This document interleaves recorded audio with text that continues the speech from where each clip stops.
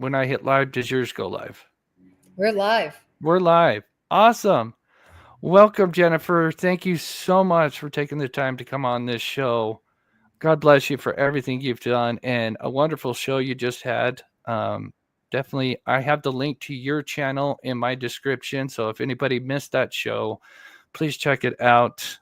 Amazing show. You actually answered some of my questions and I added on some more questions because of what you talked about. So this will be very fascinating. Great. Well, Chris, thanks for having me too. Thank you so much. You've done such a great job of covering Sebastian with care and also with all your technical abilities. Thank you. God bless you. All right.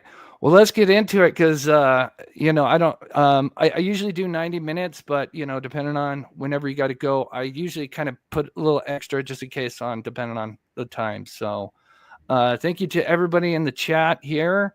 And let's get going. If you can, please hit that like button. And also, she is live on her channel. I've got the link in my description. So if you've got like 2 devices, you can watch my channel and her channel at the same time. It's a win-win.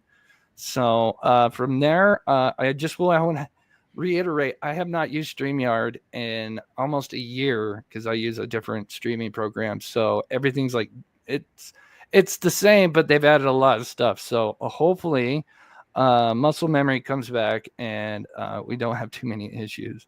So I'm going to start playing. I usually play like a 1-minute recap of, his story. I'm sure 99% know his story, but just in case that 1% is not familiar with Sebastian Rogers' case, I'll play a clip and then we're going to get right into the questions. Great. All right, let's get going. All right, so I'm going to hit play on this. 1008 Traffic Court. There we go. Caller guys this morning, they was having a 15-year-old girl talking to bed. We are right now 3 blonde hair back in my bed, but we're going to turn down. I was going to be wearing a black sweatshirt, black sweatpants. You know, those have a kind of autism. It's the first time it happened. I was going to be in the home before midnight. All the doors are locked at this time. Informer. Sebastian Rogers is a 15-year-old autistic teenager who lives in Hendersonville, Tennessee. He was last seen Sunday night on February 25th by his mother, Katie Proudfoot. The next morning, on the 26th, his mother went to wake Rogers up and get him ready for school, but Rogers was nowhere to be seen. Sebastian Rogers was allegedly wearing a black sweatshirt, black sweatpants, his glasses, and his keychain flashlight. They also claimed that all of his shoes were accounted for, which means he is most likely barefoot. The Amber Alert and last sighting, which the date says February 26th. Okay, so this is going to be my first question. I'll play it first, and then we'll ask you. I know you kind of addressed this in your live, which is kind of funny. I was talking about in chat, but I'll play it here. At least the first few questions I have, you kind of answered, but at least we can kind of address them just in case if anybody missed it.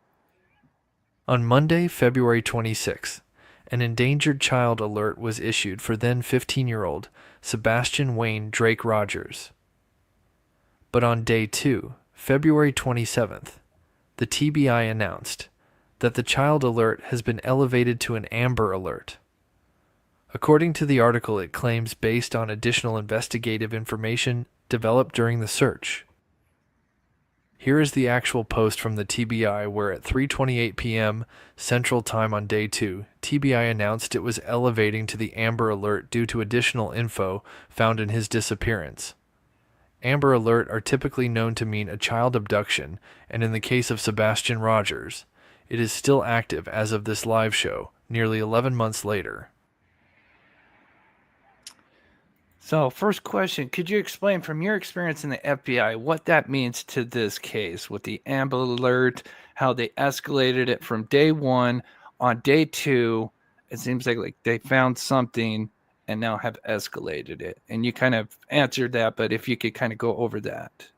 Yeah, no. So, Chris, on day one, I think initially law enforcement certainly thought they had a situation where Sebastian walked out and left. And that makes a lot of sense because, in our experience in law enforcement, I can tell you that when you have a missing child that is autistic, that is something you highly consider that they would have walked away. And then your number one focus is really any and all waterways, ponds, creeks, small rivers, anything in the area. That's your immediate focus. And of course, they're considered endangered because one, his age, and two, the fact that he was on the spectrum. On day two, when you see that change, to me, that means they were able to review video footage. This is what I believe truly. Mm-hmm. And that video footage, they believe they saw Sebastian Rogers. And at that point, they believed that somebody likely took him because he was then disappeared from that area. And they realized, there's no other way to get out of that area unless you're taken. Yeah, there's really one way in, one way out, and not a lot of vehicles. Obviously, we'll get into that in a little bit, but yeah, it clearly, from what they said, that there was something that they found. They obviously elaborate on it, but it was pretty vague. But they did find something that clearly escalated it to an Amber Alert. And usually, when we hear Amber Alert, we think child abduction. So that kind of answers the first two questions, which you kind of spoke about on your live, which was very interesting. Chris, Hearing a name of. Oh, go ahead. Sorry, I wanted to add one quick thing. Yes. You do an Amber Alert. It's not, I don't know if people really understand the process, but having done these, you actually have to fill out paperwork and you have to explain why, in your estimation, you believe that it could be somebody that took them or was involved in an abduction.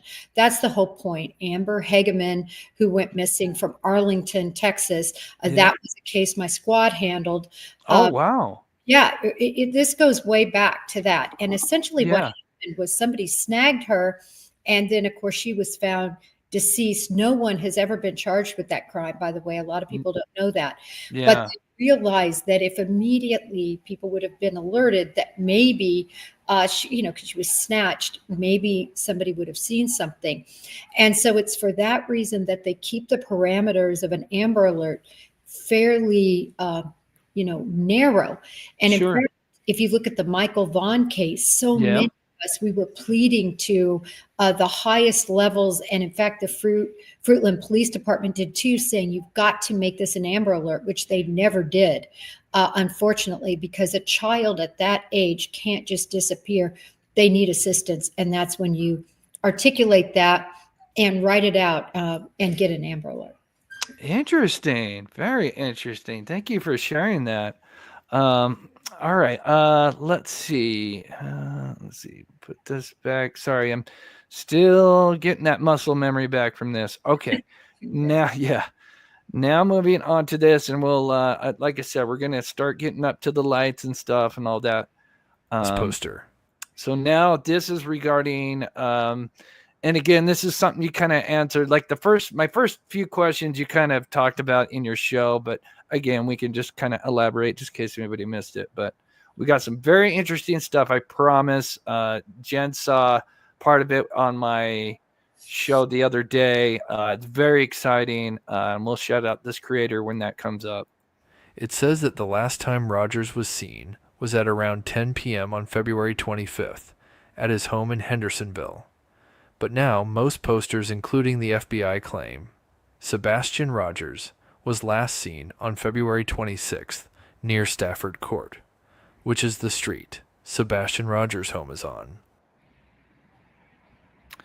So, really, I know you've kind of answered this, but, there has been a lot of talk recently about, people are digging into, well, why, the mother says the last time she saw Sebastian basically is when he just went to bed around 9 or 10 p.m. And then now we have this, Amber Alert and the now sighting of February 26th with the FBI poster. And again, I know you kind of elaborated on that, but I don't know if you want to add into that, because I know we've basically kind of talked about that, but I find that very interesting. That's something that was very debated about recently on, why they have it now at February 26th, and it says, Stafford Court, which is obviously his street. Yeah, people are speculating that this was some error and that law enforcement, this is typo. And I totally don't believe any of that. I think it's very purposeful, and I truly believe it was something seen on video. Yeah. And on that, when the FBI came out and posted a $50,000 reward, that again is something that takes so much approval, paperwork that has to be written. This is another reason why I know this is considered a criminal case. This isn't just a missing case. It's somebody walked out and nothing nefarious happened. Right. I know that in part based on that 50,000 reward. And so again, they are very specific and say the 26th. Gotcha. All right, moving on. Let's see. Okay, let me put this back. All right, now to the lights, because I wanted to kind of save it, because now we've got almost 1,700 people in here. Thank you guys so much. I know there's a lot of questions in here, but it's not every day you get to have a former FBI agent such as Jennifer on, and it's such an honor. So again, I wish I could get to chat, but we're going to try to get these questions, because again, how often do I get to have such a wonderful person on with the background that she has. So let's get to the lights. Last sighting of Sebastian. Oh, actually, there's one more thing before the lights. I apologize. One more thing, and this is Rogers and proof of life. Feedback. This audio comes from Sweetie Pilo, who interviewed the neighbor who lives across the street from the Proudfoots. That really matters. So there's a lot of speculation. When was he last seen? 6:30 on Sunday night. Law enforcement has him on camera leaving the steakhouse. They drive for 9 minutes back to the house. Now, about a week after this information was uncovered, I guess, from law enforcement, or it's actually, no, about a week into the investigation, then Katie comes out and says, hey, by the way, I have dash cam footage. So Sebastian is actually heard in the vehicle on dash cam during that drive home. So we know for sure, 100%, and so far my source has been on point. Okay, so this is something I don't know if you've addressed, and I'm just, before you talk, I've listened to, just for some context, this content creator had literally spoken to the neighbor that lives across the street from the Proudfoots, right? Who has seen the ring cam footage that literally looks at the Proudfoot home. And this neighbor has obviously been in the home and spoken with the Proudfeet. So the question is one, have you heard about the dash cam, and is it true? Yes, I have heard about the dash cam, and yes, I believe it to be true. I believe that was the only video that exists. I don't think that with the Proudfoots controlled. In other words, they didn't have video inside or outside, but I do believe the dash cam video, and I do believe he actually arrived at the house. At the house.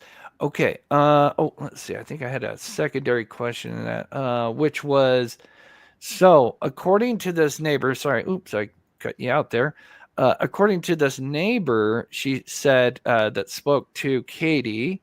Again, we'll just kind of say speculating, because we can't, this is kind of, a neighbor speaking with, so it's kind of secondhand, but or third party, I guess, what you call it. But anyway, she says that Katie came back to this neighbor and said that she had to show this footage as proof of life. And if that's true, what does that say about the investigation, if that is true? Well, it makes a lot of sense to me because whenever you're running an investigation like this, you have to determine the last known proof of life. When is there something that is completely objective that tells you this person was alive? So we knew from Texas Roadhouse he was alive, but then they're trying to find out, did anything happen between Texas Roadhouse and her house? And that made a lot of sense because they were just working with what she had to say. And Sure. so I believe the dash cam video verified what she said. And then I think, as I said later, I believe he must have been caught on video for them to adjust the time and date to the 26th. Interesting. And again, just one last thing to comment on that. If that's true, I just find it interesting. If, like I said, if this statement is true, a week later, why would she need to show proof of life? Does that kind of show where maybe the investigation kind of where they're maybe kind of looking into, again, if this is true, it's just kind of more speculation because we're kind of going off kind of third hand. You know Well, what I mean? yeah, a couple of things. So one, I think the video that they are observing, law enforcement, based on the dark conditions, even with a waning gibbous, I think with those dark conditions, everything is grainy. And so I think that for instance, the trash being put out and other things, I think they are making their best estimation. And I also believe that the FBI and Secret Service have completely revamp those videos so that they can be seen more clearly, like to tell us glasses on and height and things like that. The other thing I'm very curious about as to whether this has given them information is the keypad. The keypads that they talk about that were on their home, particularly the door pad, will indicate a time, Chris. Oh, wait, say that last part. Could those indicate a time? Yeah, so I'm not familiar with that. I live in an apartment. I've always been kind of in the apartment. So with those, I don't know. Is all of them? Do they keep a time record on those, or is it just kind of depend on obviously the brand or? I think brand, the make and model is what's important, and how sophisticated. Certainly, there are many systems that do that. And considering she worked for Brinks, I just think, could that have been the reason why they believe he left at that time? Is that what they think? I just think it's an interesting thing for consideration. Interesting. Okay, now on to the lights. I've got some very exciting stuff to show. I know Jennifer has seen some of it. So let's get into it. Let's see here. And I'll kind of share a little bit of what I've heard because I have a few sources that I speak to. And I'll try to provide context that I know. Again, doesn't mean that's it's the truth. It's just what I've heard. A lot of what I've heard has been corroborated, in some form or another. But again, there's always context that we still don't have. So here we go. The mysterious lights. I kind of have, so at the beginning, because I wasn't sure how the StreamYard was going to go, I have kind of my pre-recorded voice kind of going over this. But here's just kind of explaining the lights from my understanding. And then we have something special for those that may have not seen it yet that somebody did. That's really awesome. Mysterious lights video and more. What do we know about the lights video and what has been released or leaked to the public? Here's a Nick Barris news clip. Looking for clues. We have had several clips that have come in. And this one is getting the most attention, showing signs of activity around Sebastian's home the night he disappeared. You see, 2 light sources, which we've circled to help you follow. For point of reference, the security camera was pointed toward the back of Sebastian's home in a common area. In the video, you see subject 1 with a light source in the lower right-hand corner. Then you see subject 2 briefly appear and move toward the first before that light source is covered or obscured by bushes. Subject 1, a few seconds later, then moves out of frame. Then, subject 2 reappears and follows subject 1 off screen. It's a short time later, and it's very vague, but then you see one of the subjects moving quickly back through the common area, and that is it. File. And I'm told it could become more significant depending on where the ongoing investigation leads.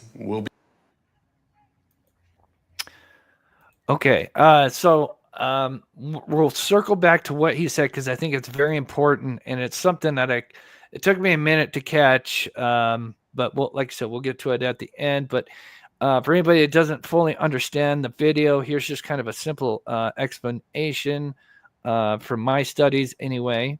The Nick Barris video, which would be a cropped and zoomed in portion of the surveillance video, leaving the public without much context. But I take a still shot from the zoomed out video so you can see where the Nick's portion is coming from. What many did not know is how Subject 1 and Subject 2 originally got labeled as they appeared. I recently figured out how I believe they came to the conclusion. So have you ever heard or understood how they labeled Subject 2 and Subject 1? I always just thought it was because Subject 1 was at the furthest side of that screen, but I don't know.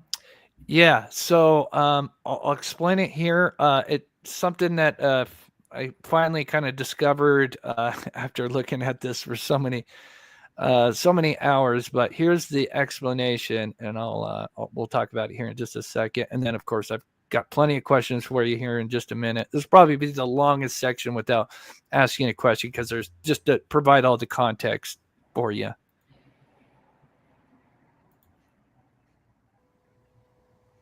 In one of the leaked videos, we can actually see Subject 1 appear by itself and move across the screen. The Nick Barris video shows what happens right after. This video shows how they labeled Subject 1 and 2 as only one light appears first, then Subject 2 follows. So in a leaked video that would come out a little bit later, because we had the Nick Barris, and then we had a Facebook group, which I'll explain here in just a minute, where they released 3 more videos. And one of those videos actually just shows one light moving. And I think when you go and putting all these in order after studying this for so long, is one of these videos is actually before the Nick Barris video, which is just one light moving. Then, and what's interesting is where it kind of ends. Then when you add in Nick Barris's video, you'll notice then Subject 2 comes in. So that's where you have Subject 1, where it's just one light moving across the screen, if that makes sense. And then it kind of comes towards the end here by itself. And then when you add in the Nick Barris, Subject 1 is now in place from the first video. And then we have the continuation there. Not long after the Nick Barris video was released, in one of the Facebook groups for Sebastian, someone would post 3 more clips of the surveillance footage from that night. These videos would reveal a lot more than just lights moving in the background. One of the biggest issues from these videos is that the timestamp is frozen at 3:11 a.m. This has caused much confusion on when this video was actually recorded. On top of that, when looking at the newer clips, it appears that a car is seen turning on its lights. Meanwhile, flashlights are moving around before and after this mysterious vehicle appears.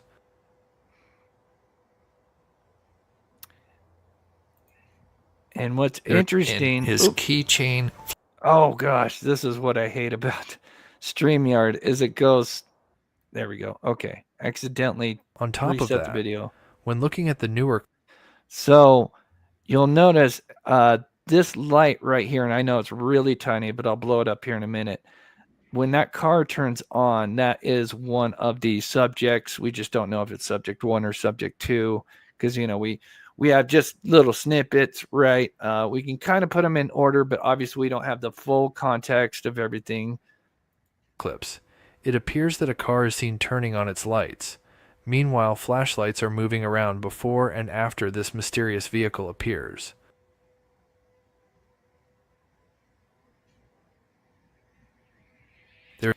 So right there, I just wanted to show, you can see as this mysterious vehicle that we believe is to be a vehicle, that light there is one of the subjects. So just to kind of add that. And again, I got just a little bit more, and then we'll get some questions from you. I apologize. This is the longest one here. No, this is great. Thank you, Jennifer. There's still much debate on where and what the lights are, where they're coming from, and exactly what time did this all take place. It's alleged that the owner or friend of the homeowner played the video forward to where they saw the garbage truck, which usually comes around the same time, at approximately 5 a.m. From there, they just rewound the footage back until they saw the mysterious lights.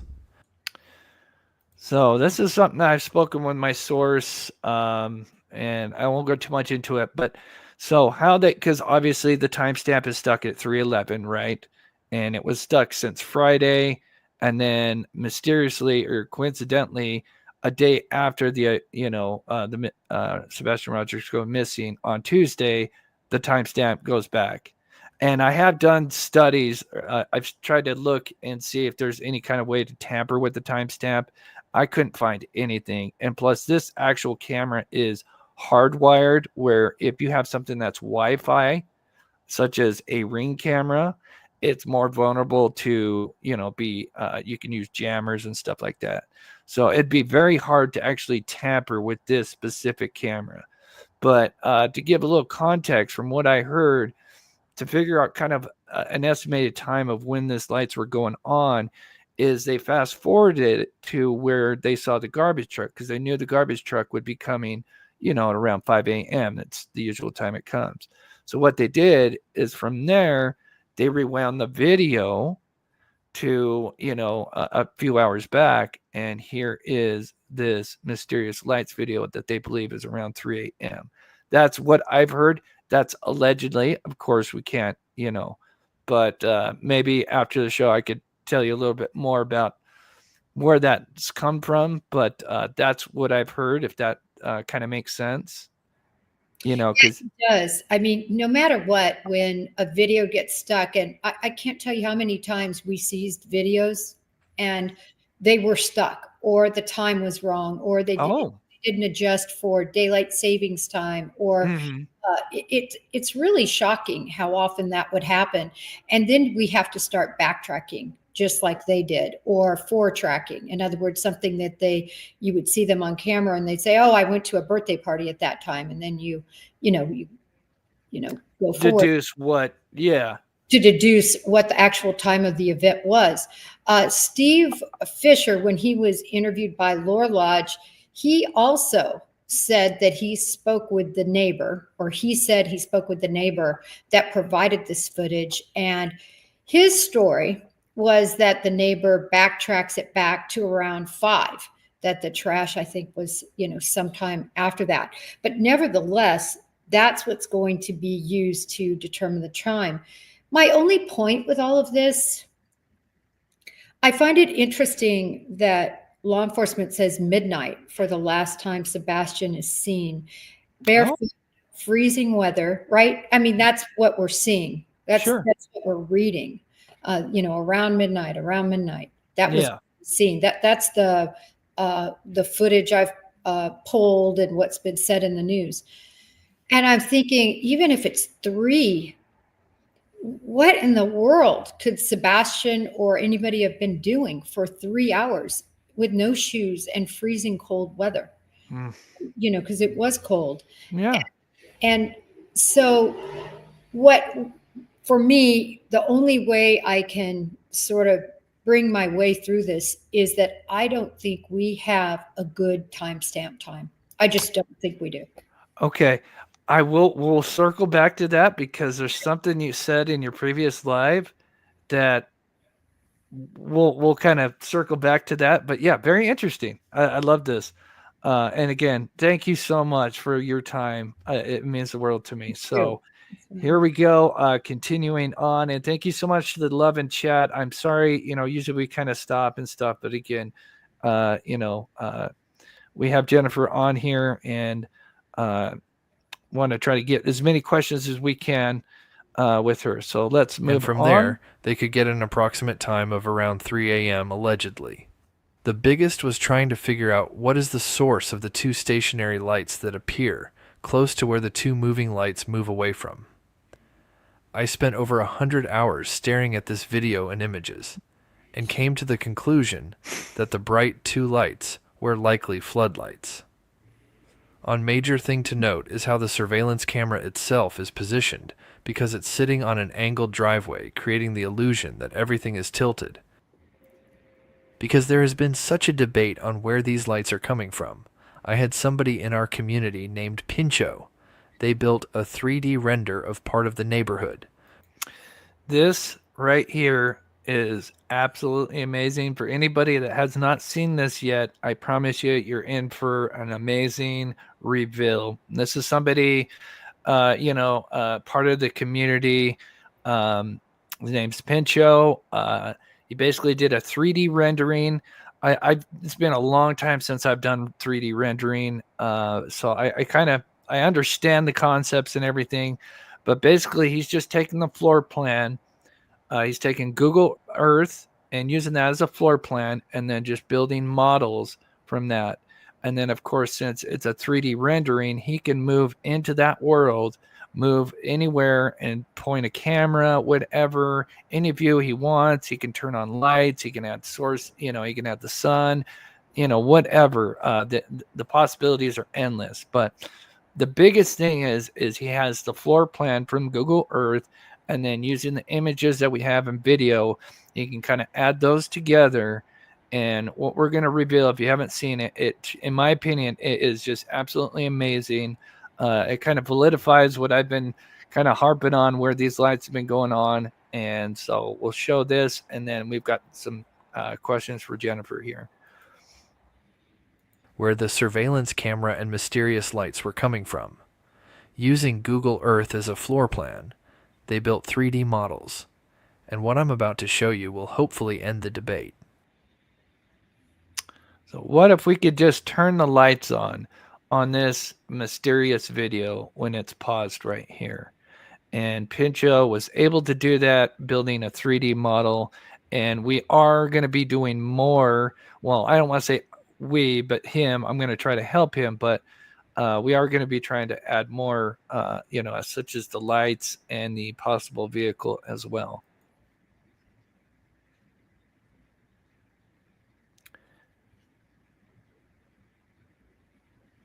So here is the surveillance footage paused, and he is now going to show the 3D rendering of the models.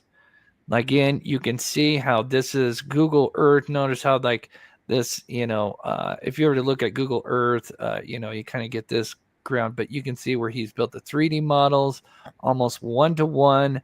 Again, it's building a floor plan off the Google Earth. So, everything is there. He's just building the 3D models, and he can put a camera anywhere he wants, and the lighting and everything, and just a few more things. And I've got some questions for Jennifer here. So now we can see where the lights are coming from, which is, in my opinion, where we've been pointing at. I know SF is trying to say that there's some guy walking a garbage.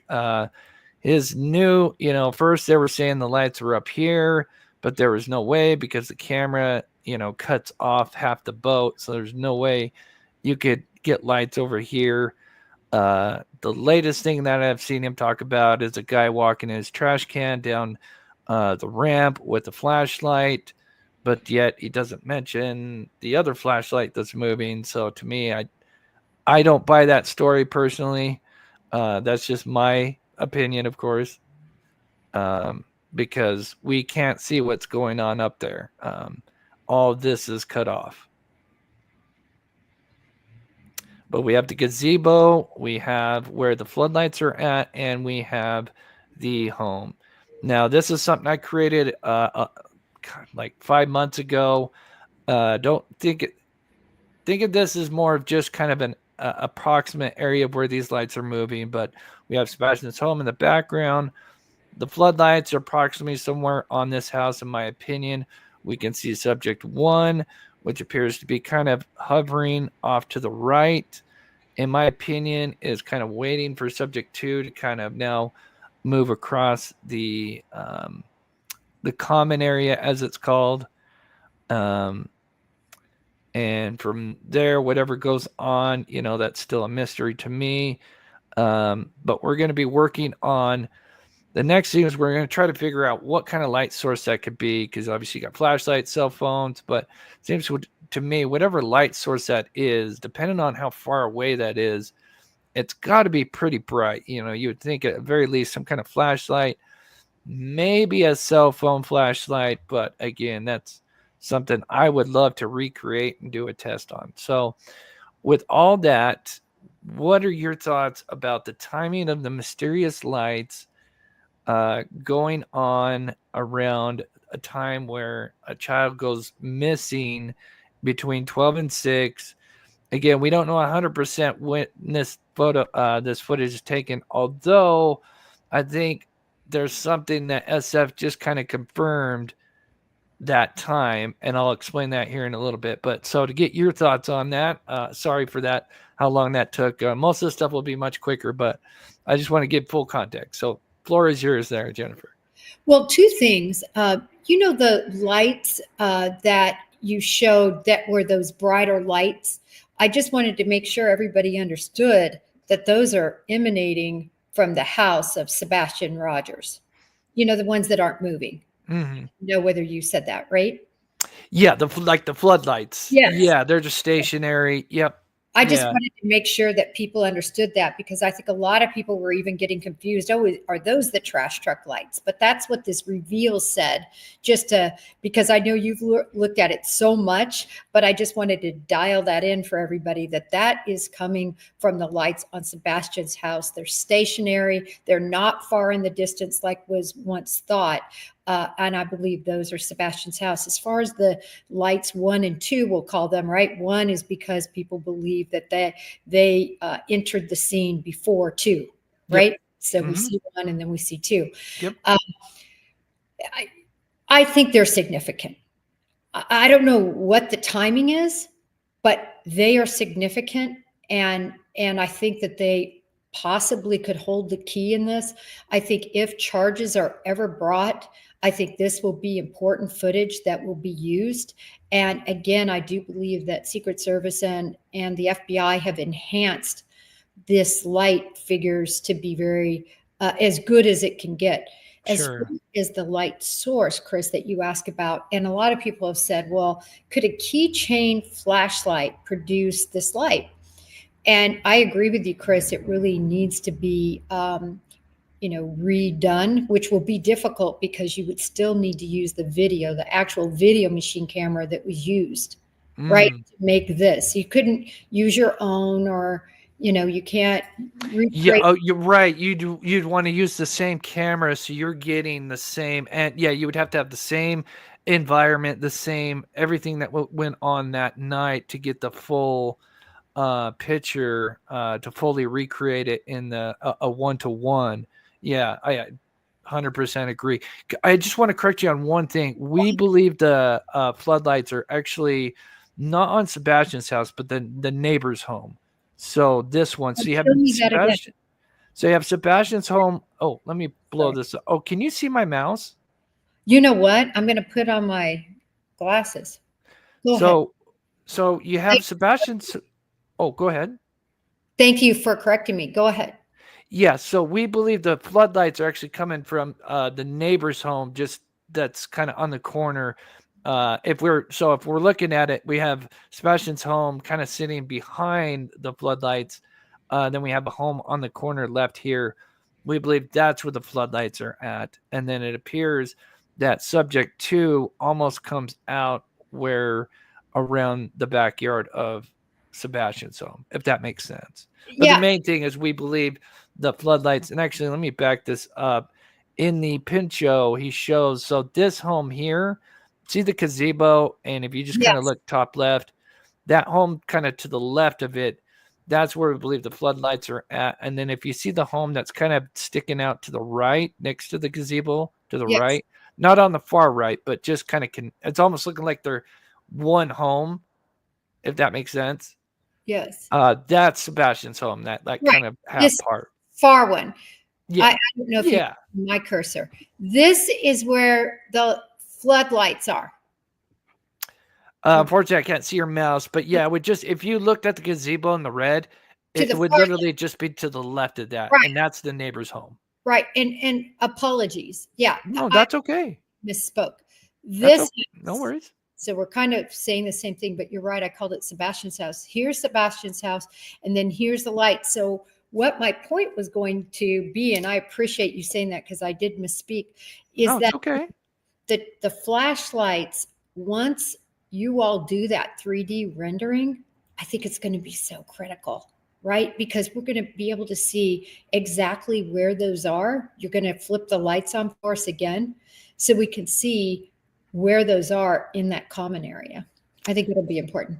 Yeah. And this will kind of lead to our next thing, which not a lot of people have talked about, and I'm so excited because I get to have you, kind of talk about this, because again, this is something that I saw in a news clip, and I'm like, wow, I think I know what that is. And then we kind of researched it, and then it's like, yeah, this is, and we'll show it here in just a second. Let me get the video here. So fast forward that. So again, I think you kind of answered this. So I asked, with the lighting, the February 26th, you kind of answered that. So we'll kind of skip that. Then we have the 258 car. I am going to circle back to that because with what you kind of said earlier in your live, that's something that I would like to end on, because I think this could confirm something. So we'll skip that for now. So we'll come back to that. Okay. Yeah, and I'll just remember to come back to that. Okay. So how long did this all take place? Because, we had this mysterious car. We have these lights going on. And how long did this all take place? And Nick Barris actually kind of answers this, which is very interesting. Of the news clip. Appear and move toward the first before that light source is covered or obscured by bushes. Subject 1, a few seconds later, then moves out of frame. Then Subject 2 reappears and follows Subject 1 off screen. It's a short time later and it's very vague, but then you see one of the subjects moving quickly back through the common area, and that is it. So if you heard what he just said there, and he showed the first part of the video, and then he showed, because, we've kind of had a bunch of clips, and he then showed that last video where then it's just one light moving. And here is that video, and I'm going to play it for you. And what I find interesting is there's something now missing. Well, there's two things missing. There's only one light moving now, and there's something else that's missing. It's not the best quality, unfortunately, because we've got second, third, fourth generation video. But let me show you this and then get your thoughts on it. So this is that last part that he shows, what we call video 4. And now the car is gone, unless it's just got its lights off. But in my opinion, it's I don't know. Either the car's still there and it's got its lights off, which would just be, in my opinion, even more suspicious, or it's gone. But we can see the light. I know it's really hard to see, but that is it.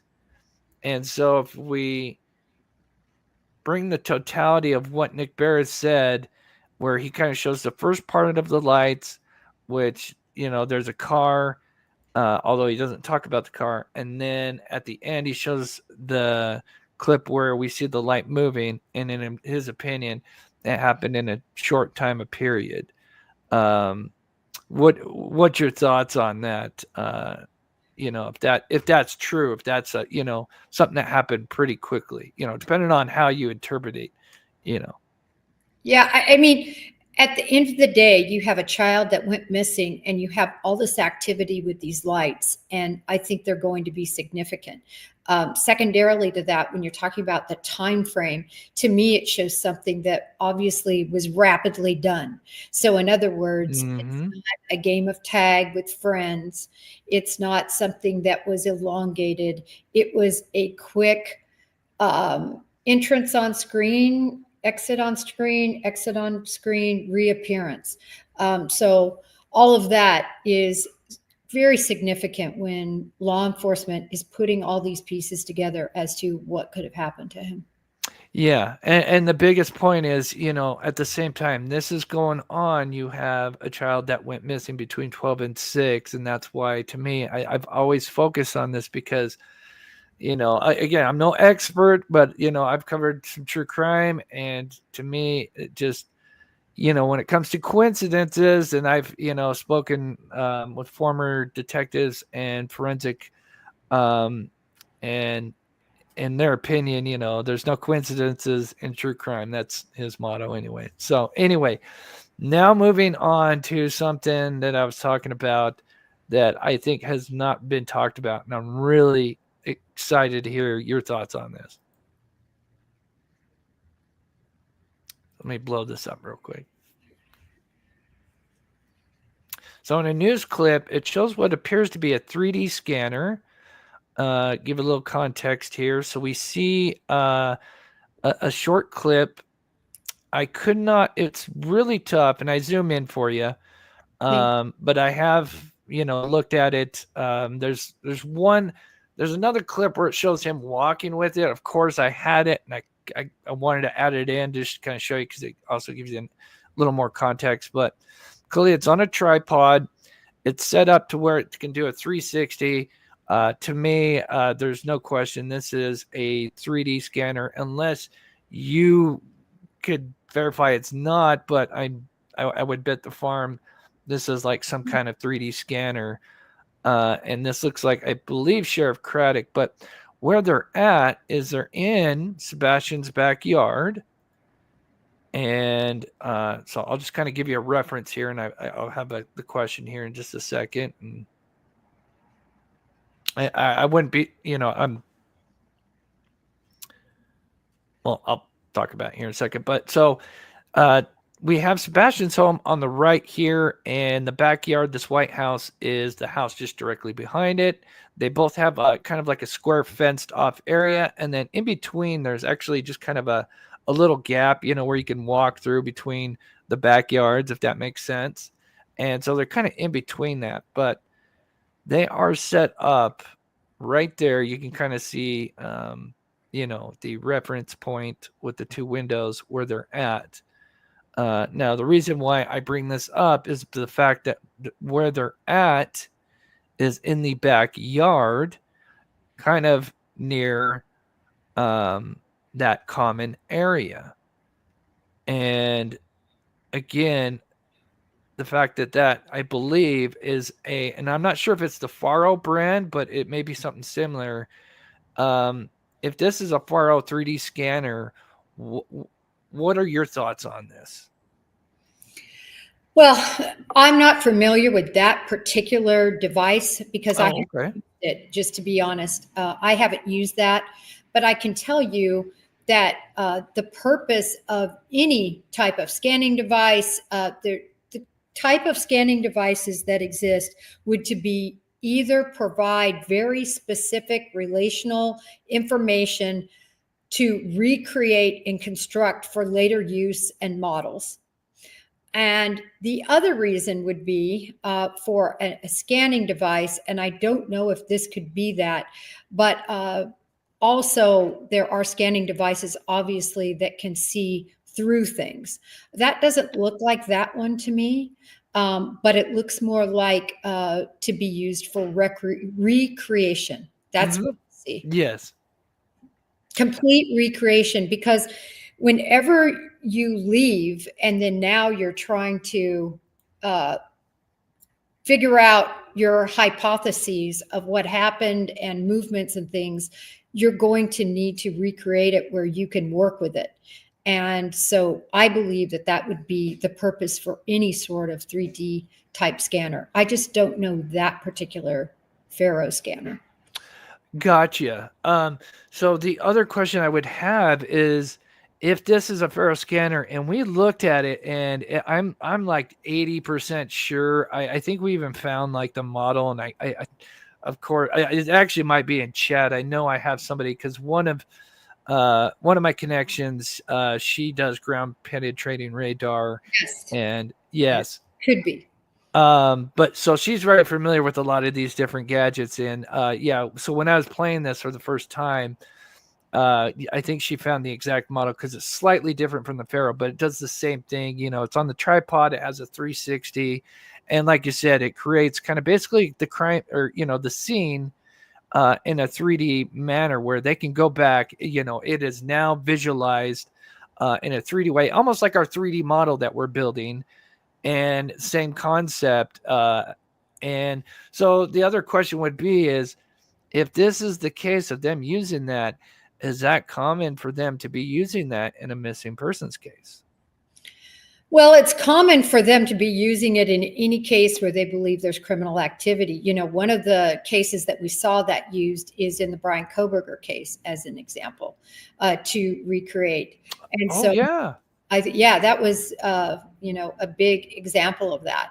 But they're really critical to being able to evaluate and not being there.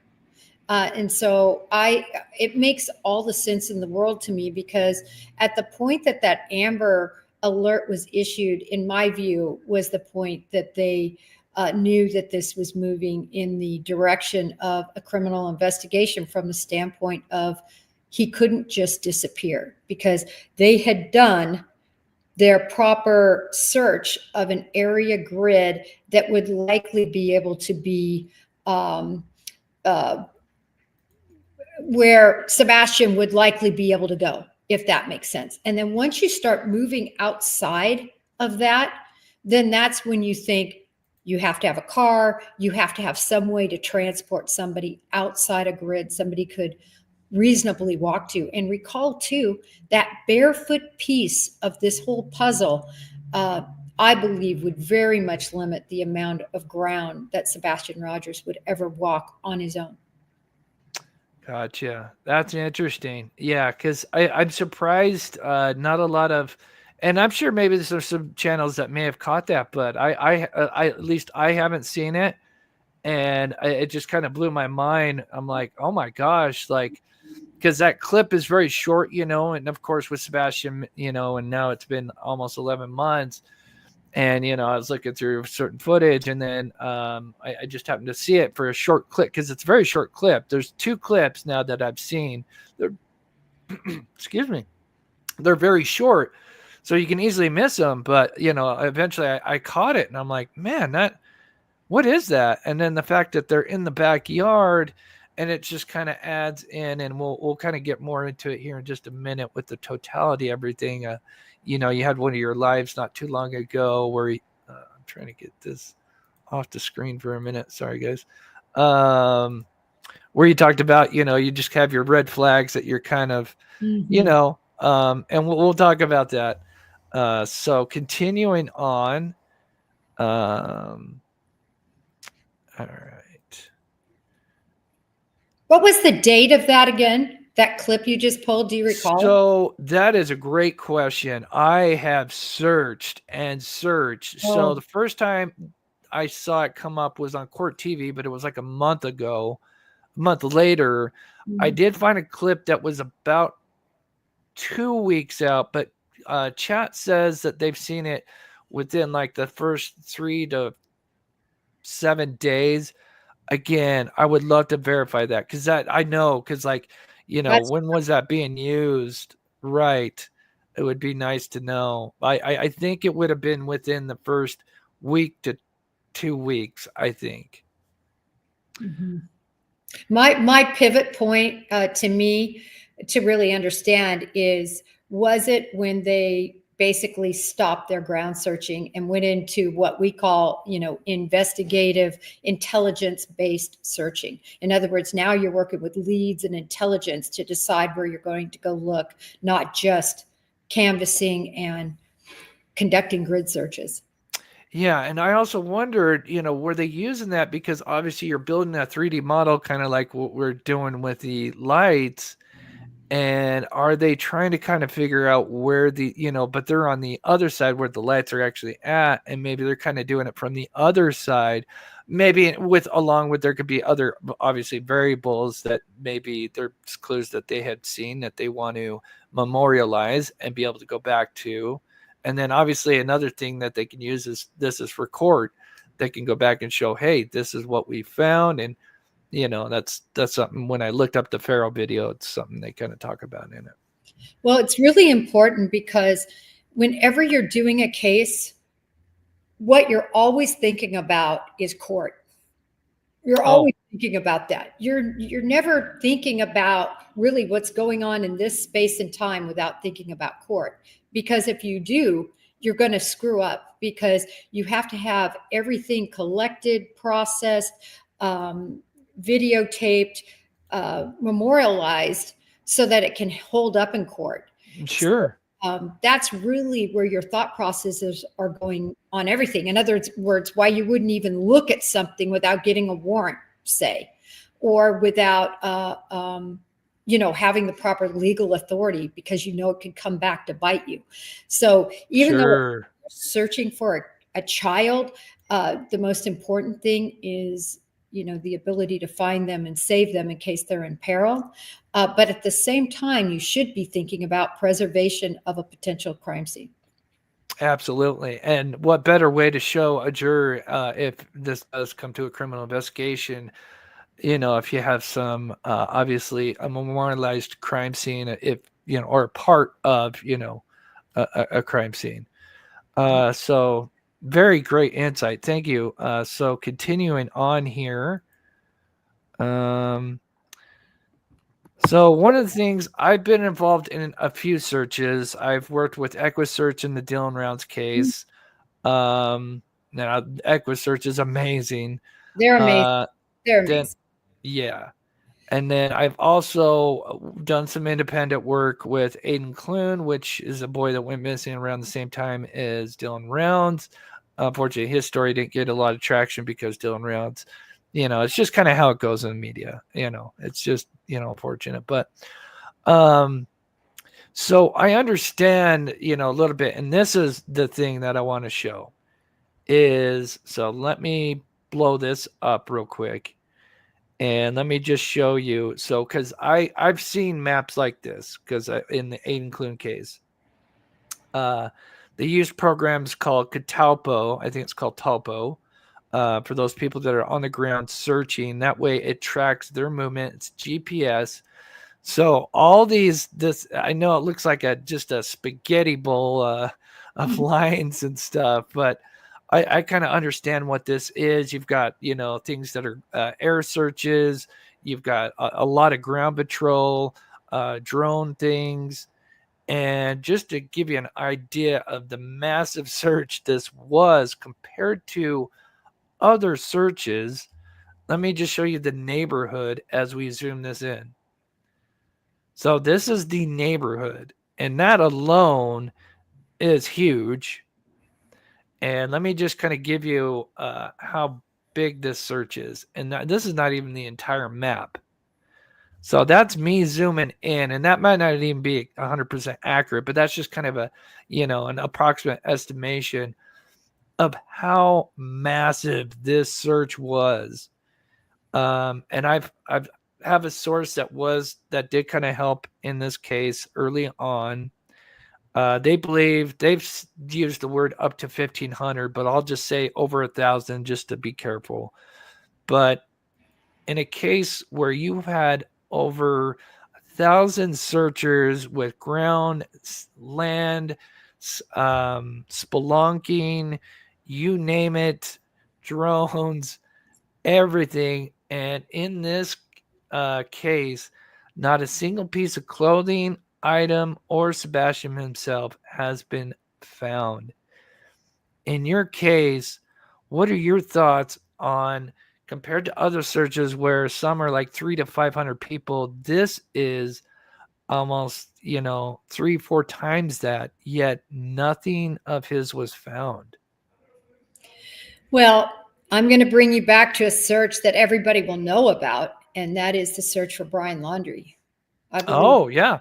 5 weeks, millions and millions and millions of dollars, thousands and thousands, Yeah, them going through that preserve. hundreds and hundreds of law enforcement officers, every piece of high-tech equipment that is invented.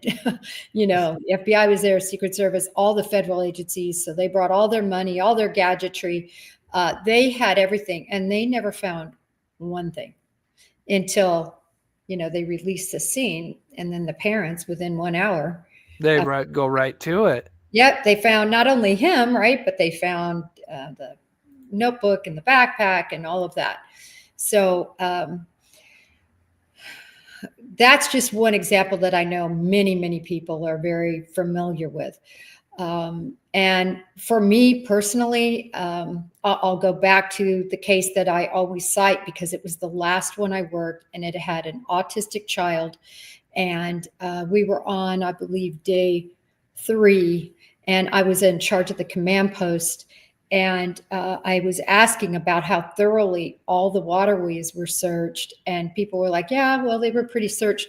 And so I asked for all of the law enforcement area dive teams, anybody who had a dive team at all, for them to be contacted and to go and search each one again. I believe that was on Saturday or Sunday. And when they came back out and researched, they found the child very close by in a neighbor's pond that hadn't been adequately searched. So I always say, when it comes to a child who is autistic, it is critical to search the waterways that are closest, that they could rationally walk to, completely thoroughly. And if you've done it, redo it, because this happens. So, and in that case, I will say, and I brought this up before, that the mother of this child failed the polygraph. And that was very important to us. We were really dialing down on what had happened.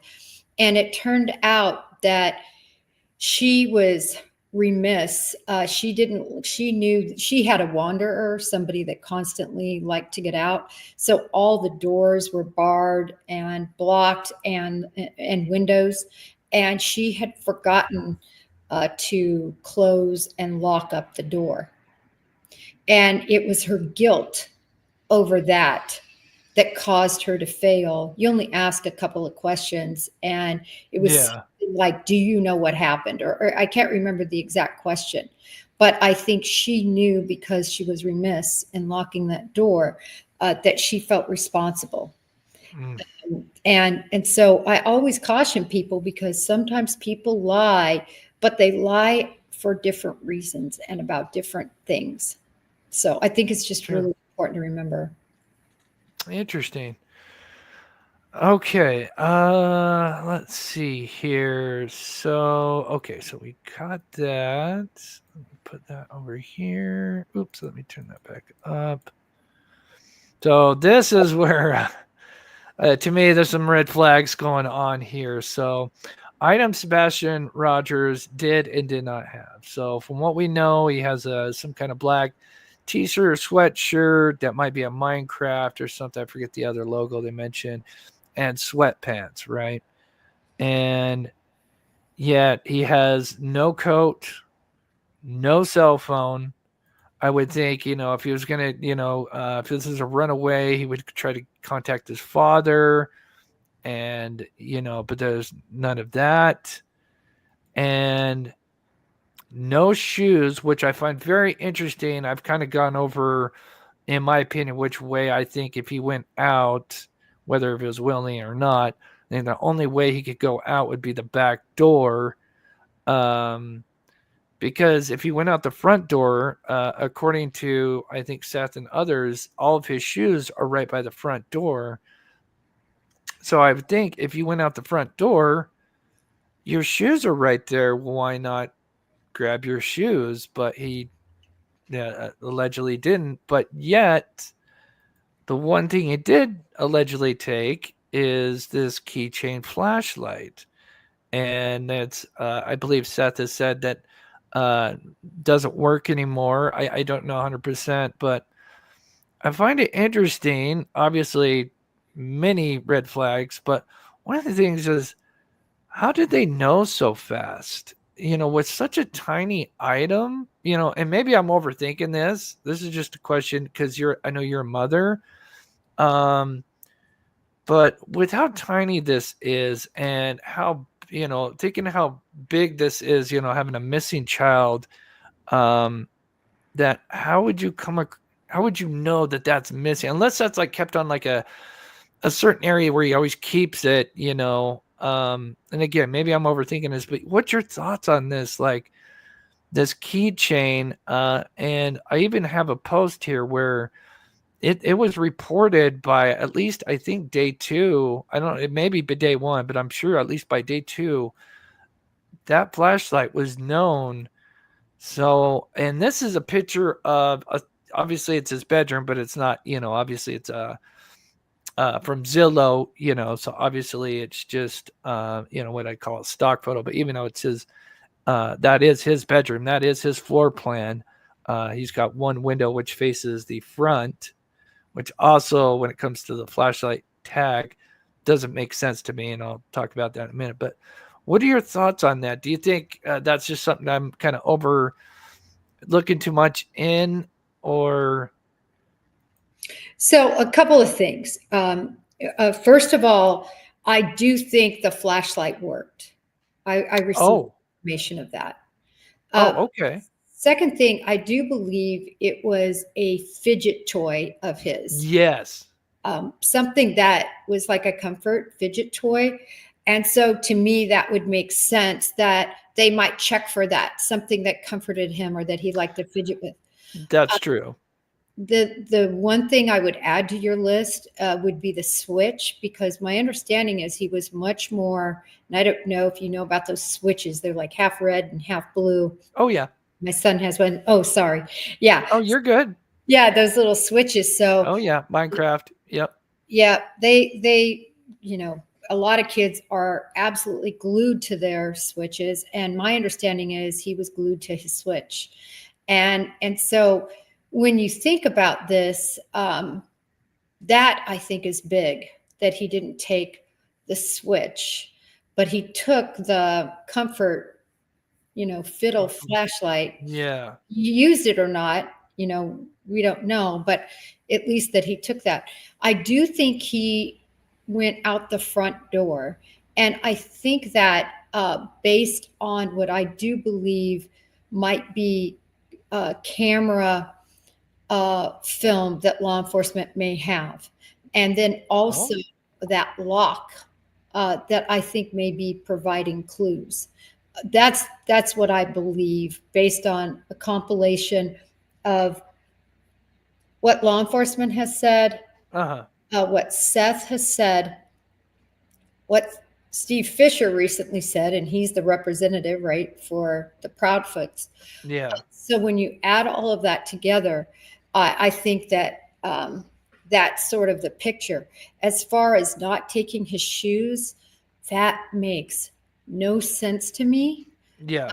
I've always said, and I know this sounds terrible, but if somebody was responsible for this inside the house, this was an inside job. Yeah. They might think of taking, the keychain and putting his glasses on, but in the frenzy of, carrying somebody, taking somebody away, in the frenzy of something like that, you might not put their shoes on, because you just that's just from from my experience. You don't put shoes on somebody that, unfortunately, if they don't have them on already, that you're trying to dispose of them. But then that makes sense. And yeah, it's terrible to think about. And I hope that's not the case and he's alive somewhere. But yeah, I mean, that makes sense. Yeah. Why? Probabilities and possibilities. Right. And that is a possibility. Wow. That is very interesting. Because then typically you put the socks on, you put the shoe on. So, but again, working with what we have, what we do have is this video footage, supposedly, of an unidentified person that's very difficult to make out, that's in the street. It's not that doesn't have a light source. We have our light sources. Yeah, but something else from a different video maybe, or... But it could be anybody. It could be Sure. it could be somebody uninvolved, but they've been unidentified is my understanding anyway, if we're to believe what Stephen Fisher said. And he has a lot of video, 100 hours, he says, of video. Yeah. Oh man, boy, would I know I'm not a PI or anything. I'm just a YouTuber. But man, what I would do to just to help, like I said, I've always said from the beginning, I could care less who's actually behind it. I just want to help find the answers, whoever's responsible. Again, like I've said, that's just on them. Well, Chris, the reason that, to me, if Stephen Fisher has something like this is why you are important. And people like Pinshu are important. It's the attention to detail, is the time. This is what you do. And so you have the time to slowly and meticulously, you can see it in your work, look through this. And so from that standpoint, I think it could be quite helpful. Does law enforcement ever miss anything? I mean, we learned, again, if we're to believe Stephen Fisher, that law enforcement didn't even get this film that filmed the front of the door. Right. And I would think that'd be pretty big. I mean, that is facing the home. I mean, that would be the first one I'd go for. And I've seen the screenshot of, one of, part of it. Yeah, if we're to, we have to consider the source, right? This is out of Stephen Fisher's mouth, who says that the neighbor told him this. So, you got to take it all into consideration. Sure. But I hope, Chris, that law enforcement got everybody's video. They should have gone door to door, and not just in the immediate area, that entire area, that entire neighborhood, and the choke points, and the cameras from the down the street, down the interstate. Yeah. Gas stations. This is school. Just 101. And then there's never enough people to review it ever, unless you get the FBI. Yeah. And we have hundreds of analysts. You saw what happened in Coburger as an example again. They utilized all our analysts to try to find the car, the Elantra. So, in other words, to me, that's where people become important.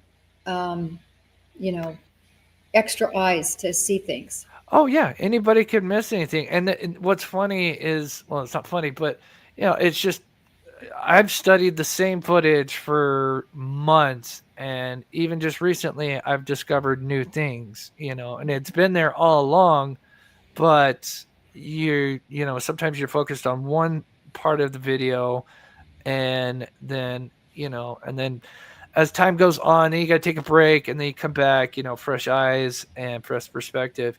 And yeah, there's been things just like with the order of the subject 1 and 2.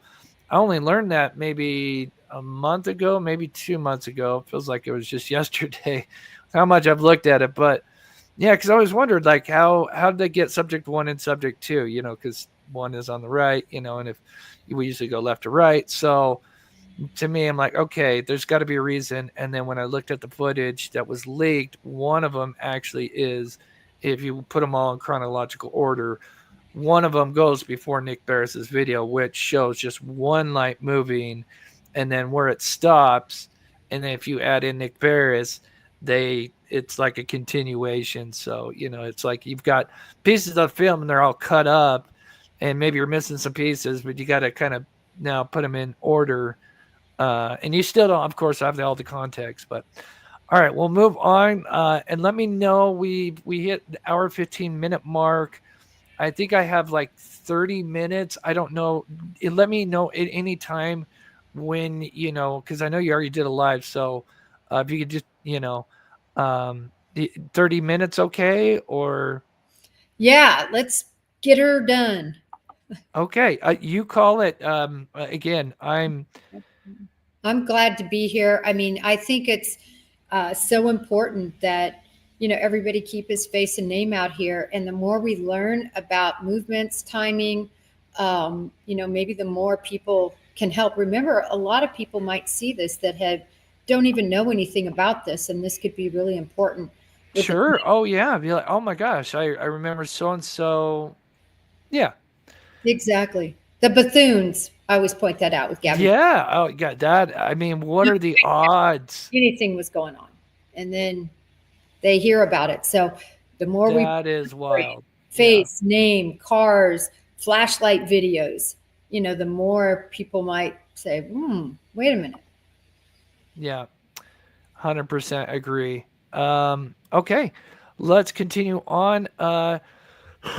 No, I'm not going to get too much into the dogs. This is really just kind of showing how Chris had mentioned this diagonal thing. And this is kind of just the totality of everything. Am I at that point? FBI? Yeah, this is the totality real quick. That's where they get over to the main road, go up Kellens, and head over to the other side. So just for reference, the house that is in a green circle, that's the neighbor's home, right? And that's the one with the floodlights. The home that's at the top, that's the Proudfoots. The yellow line is kind of where in his, I know you've kind of talked about it in your previous live that they don't think they got a scent. I just pointing out really just the fact that he mentions this diagonal, and that's only really what I'm focused on, and we'll come full circle on that. But and then the lights where you see the yellow line kind of go, that is kind of the approximate area of where the lights are going, and so just kind of showing the totality of everything here. Okay.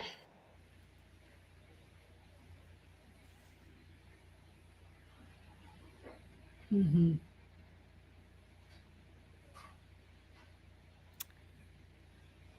You do so much work with all of this. I mean, only when you're on this side of things and you mess with things do you realize how much work all of this takes. 3 days, but of course, but I love what I do, so it's love what you do. You can tell.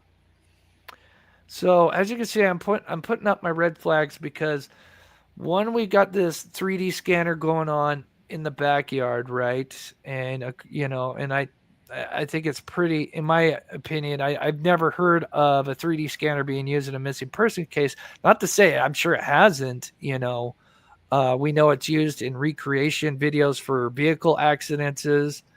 But really where you see this circle here is where there's just all these red flags to me. It's just kind of, just all these little clues, building up. And so I'm just kind of showing everything here. And we'll see here. I kind of put everything together, but he talks about the dogs going diagonally, whether they got a scent or not, obviously, you said they didn't. And I believe, what you say. I do find it's interesting. He says diagonal, which, it does appear that these lights are going diagonal. So if you just kind of add everything in, as you said, you're building your little kind of thing of red flags that, just, keep a mental note of. These, in my opinion, are my red flags. We've got, mysterious lights, the 3 a.m. car, and we'll circle to this car here in a second because there's something you mentioned in your show. that I just want to point to and make an argument of. And of course, I could be wrong because I don't have all the context. But as you can see, there's a lot of activity going around in this common areas. Basically, is what I'm trying to point out. And so in my kind of thing of red flags, what are the odds that at the time that this kid goes missing, you have all these events going on with the lights and this possible car, maybe, even though maybe if it has nothing to do with it, but just, I don't know what that is. That's so weird.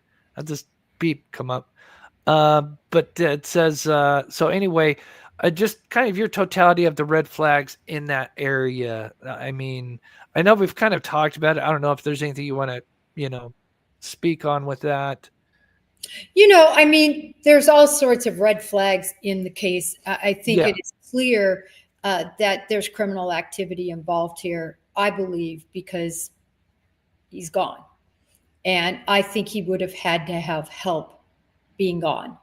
Also, you combine that with the FBI reward, which I've commented before about, that you have to do what we call an EC, or an electronic communication, and you have to write up and justify what this reward is going to do for you, why you think that this would help in your case. If I were writing this and these are true facts, I would want to be able to articulate that, listen, we think there's more than one person that knows what happened to him. We think there would be other people that saw it on the peripheral, and we think that a reward like this could incite somebody to cooperate at this point.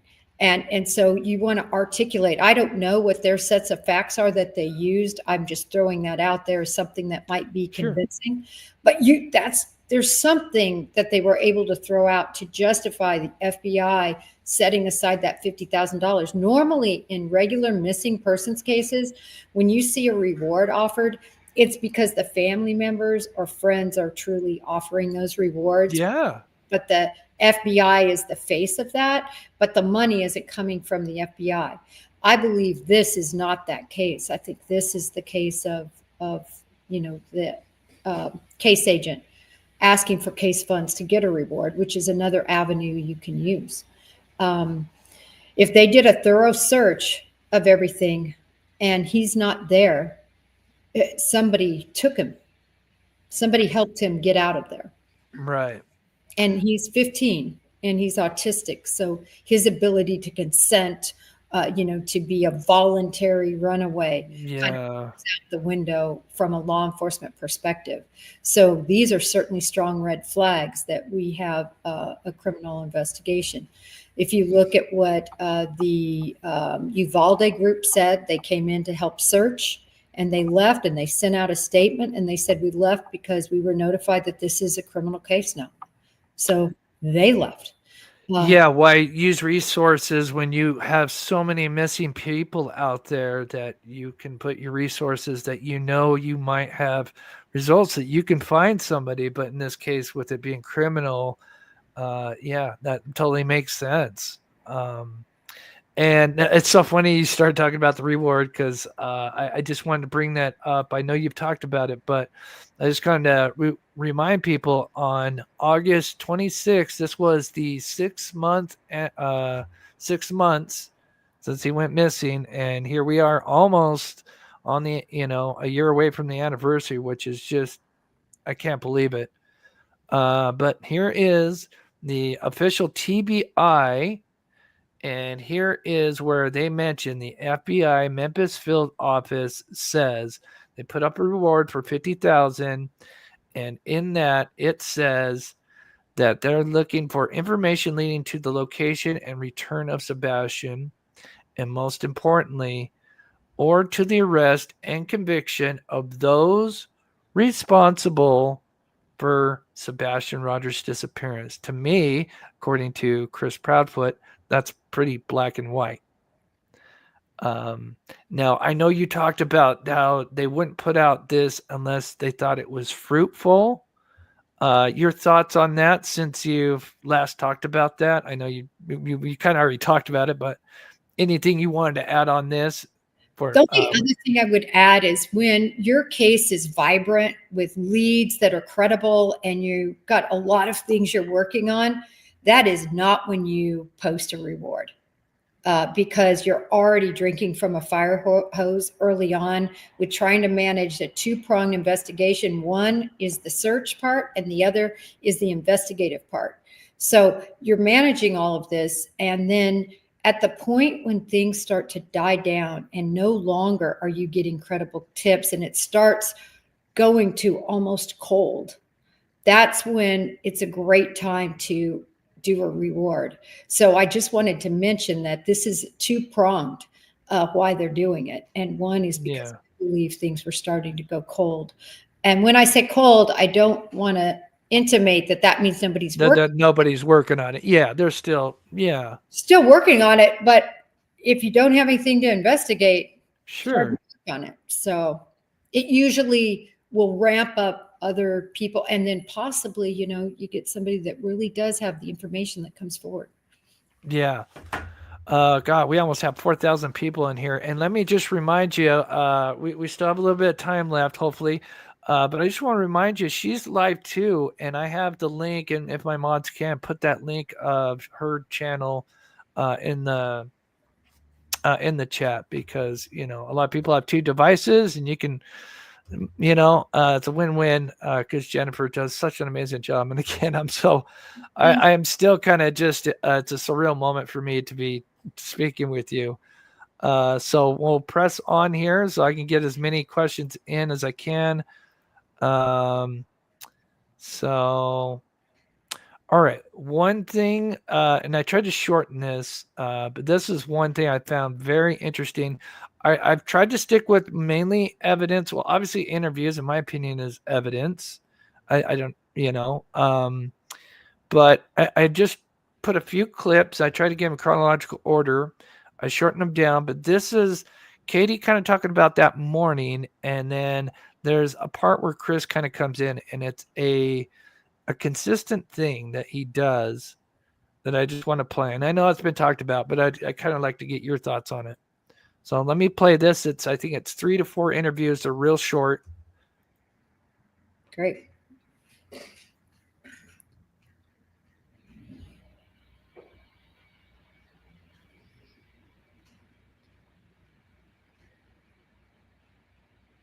Maybe. There we go. There we go. In the living room. I took a second and walked through the house looking for him in case he'd gotten up and was trying to get breakfast or something, because he did that sometimes. About 3 minutes in, give or take, I was on the phone with my husband. I said, I can't find him. He said, what do you mean you can't find him? I said, he's not in the house.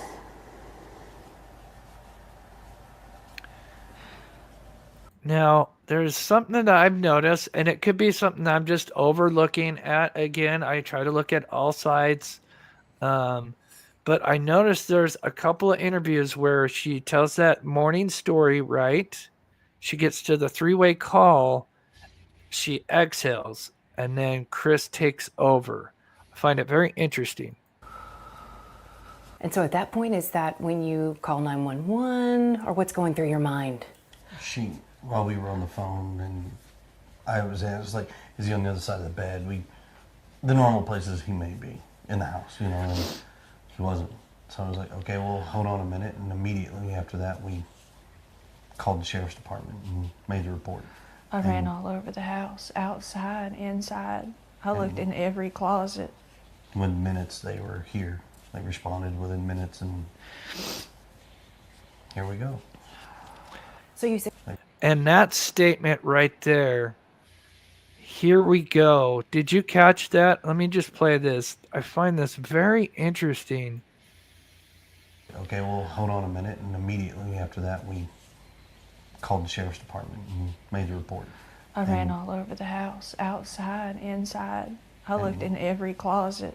Within minutes, they were here. They responded within minutes, and here we go. Your thoughts on that statement? I know I want to try to get to the bigger picture, but it's like, to me, in my opinion, if there was nefarious activity on inside, it's like they were preparing for this, and here's him saying, well, here we go. We've, just speculating, not saying that this is what happened, but it's such a weird statement.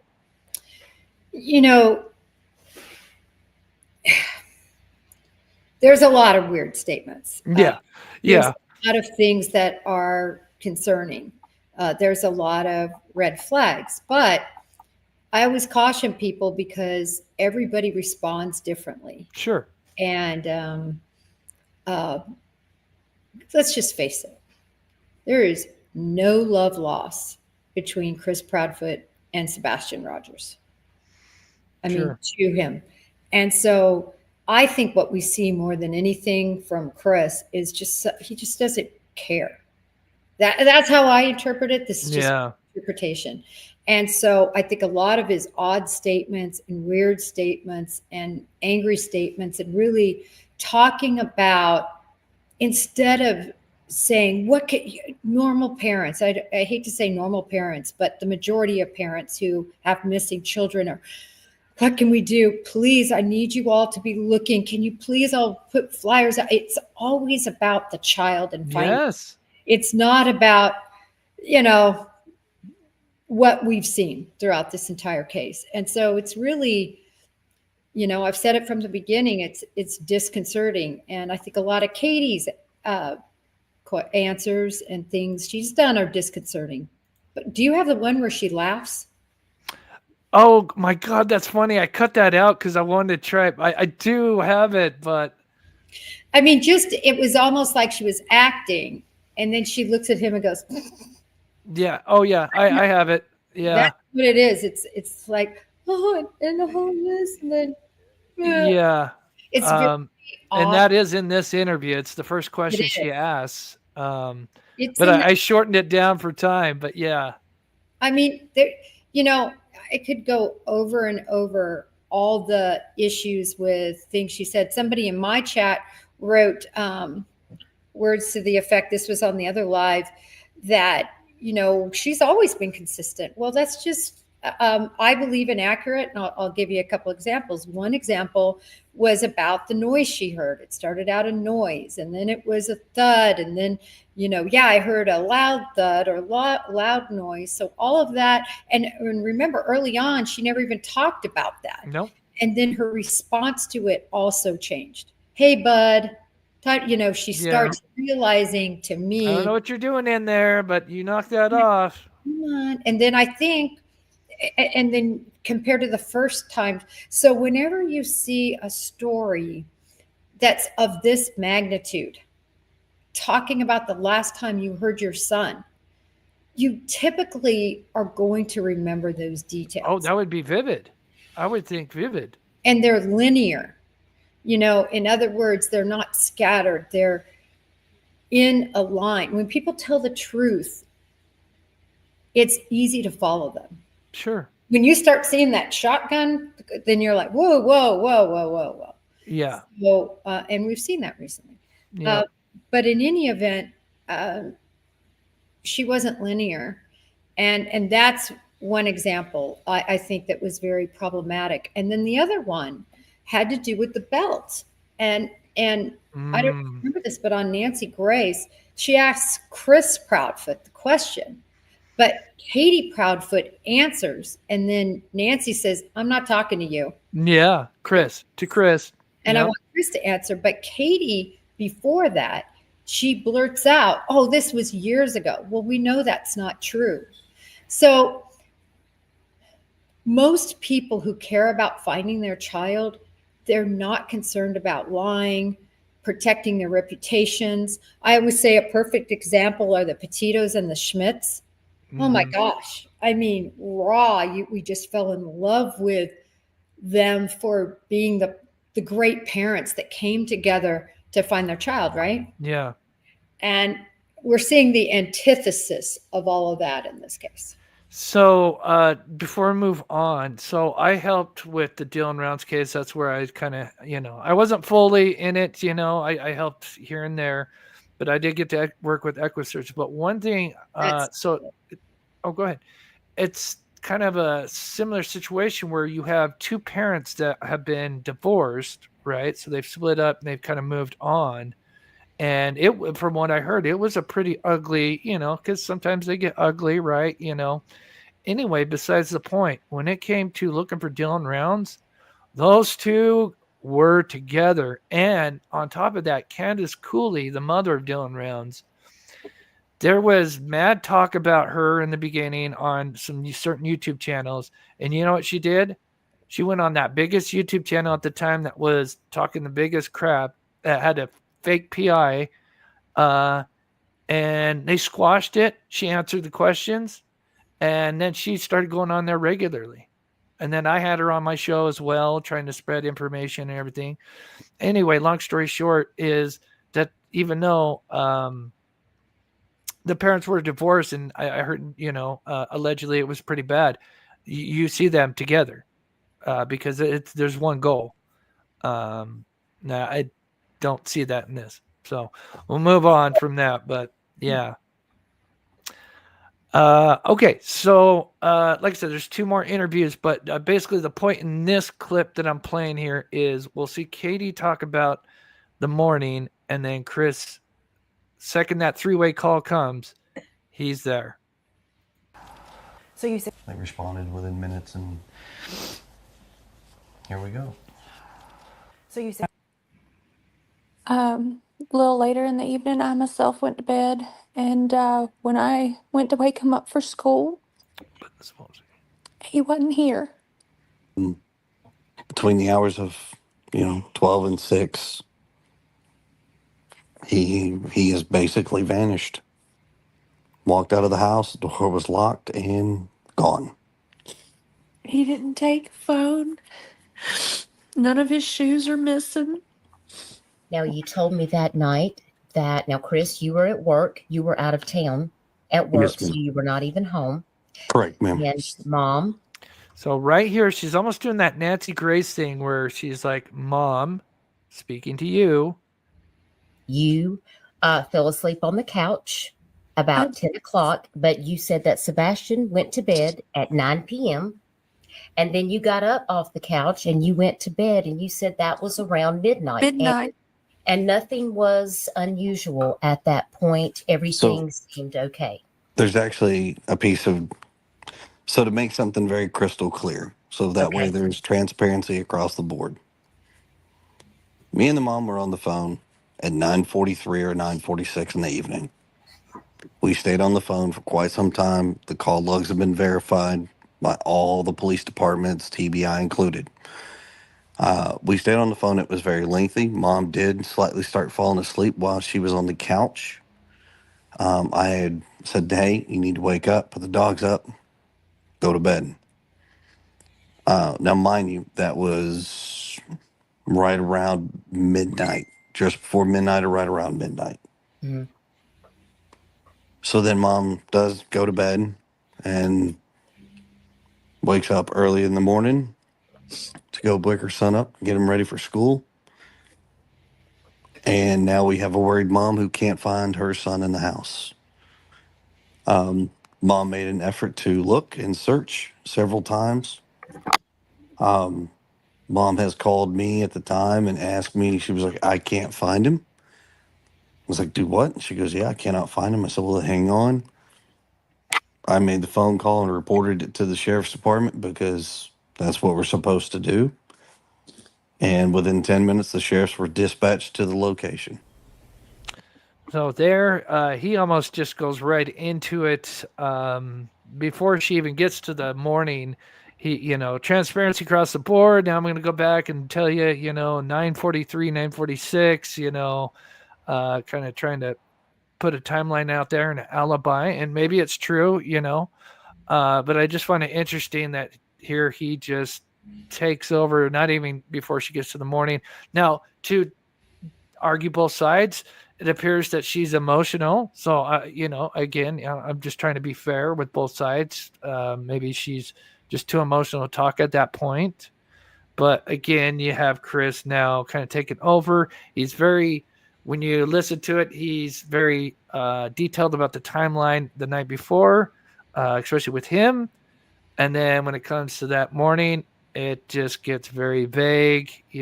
She's kind of looking for him. No time frame really. And then we move on. Any thoughts? I got one more clip to finalize this. I think the big problem with that whole thing is that's all hearsay.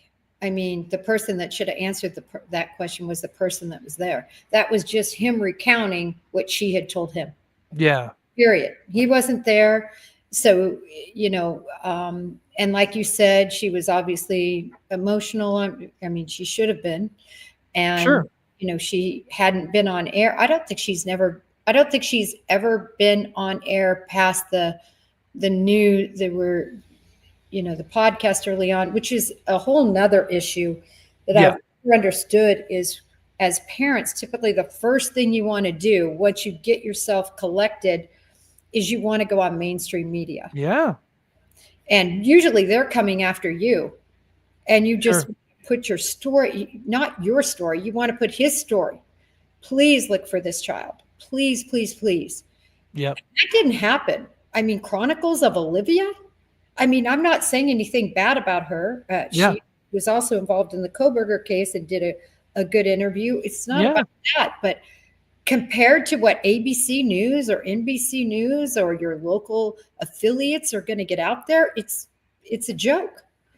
Did you know the first local interview they did, from what I understand, was I think day 7 or day 8, and that was the day that they were searching the landfill.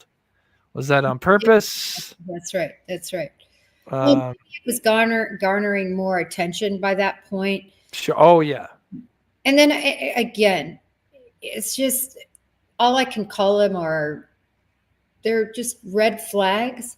But by the same token, law enforcement says they have information that he was alive on the 26th. And I think that's going to be video of like leaving. And then again, these locks, I wonder if they're the key to anything.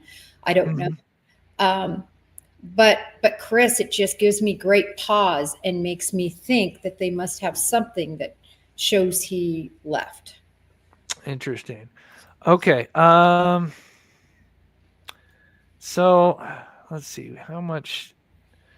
So here's Chronicles of Olivia. I'm going to play just a small clip because I know we're almost hitting the 2-hour mark, and I looked through the house for him because it was typical for him to get up and come and rummage for snacks and things like that. And he likes to dip behind the, walls and watch, and then he comes out after I come back and he likes to scare me. But, after I looked, and I mean, mind you, all of this took place in like 1 minute flat. But I didn't see him in his room. I looked all over. I ran through the whole house. I looked out all the doors and windows, and I was like hollering his name. And I picked up the phone and I called my husband, and I said, I can't find him. And he said, what do you mean? I said, he's not in this effing house.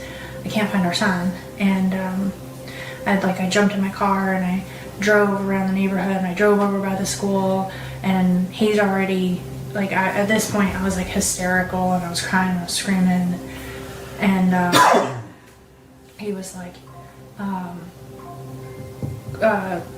three-wayed law enforcement and was telling them like our son is missing and we don't know what's going on, and he was like, go back to the house, they're on their way. And I drove back to the house, and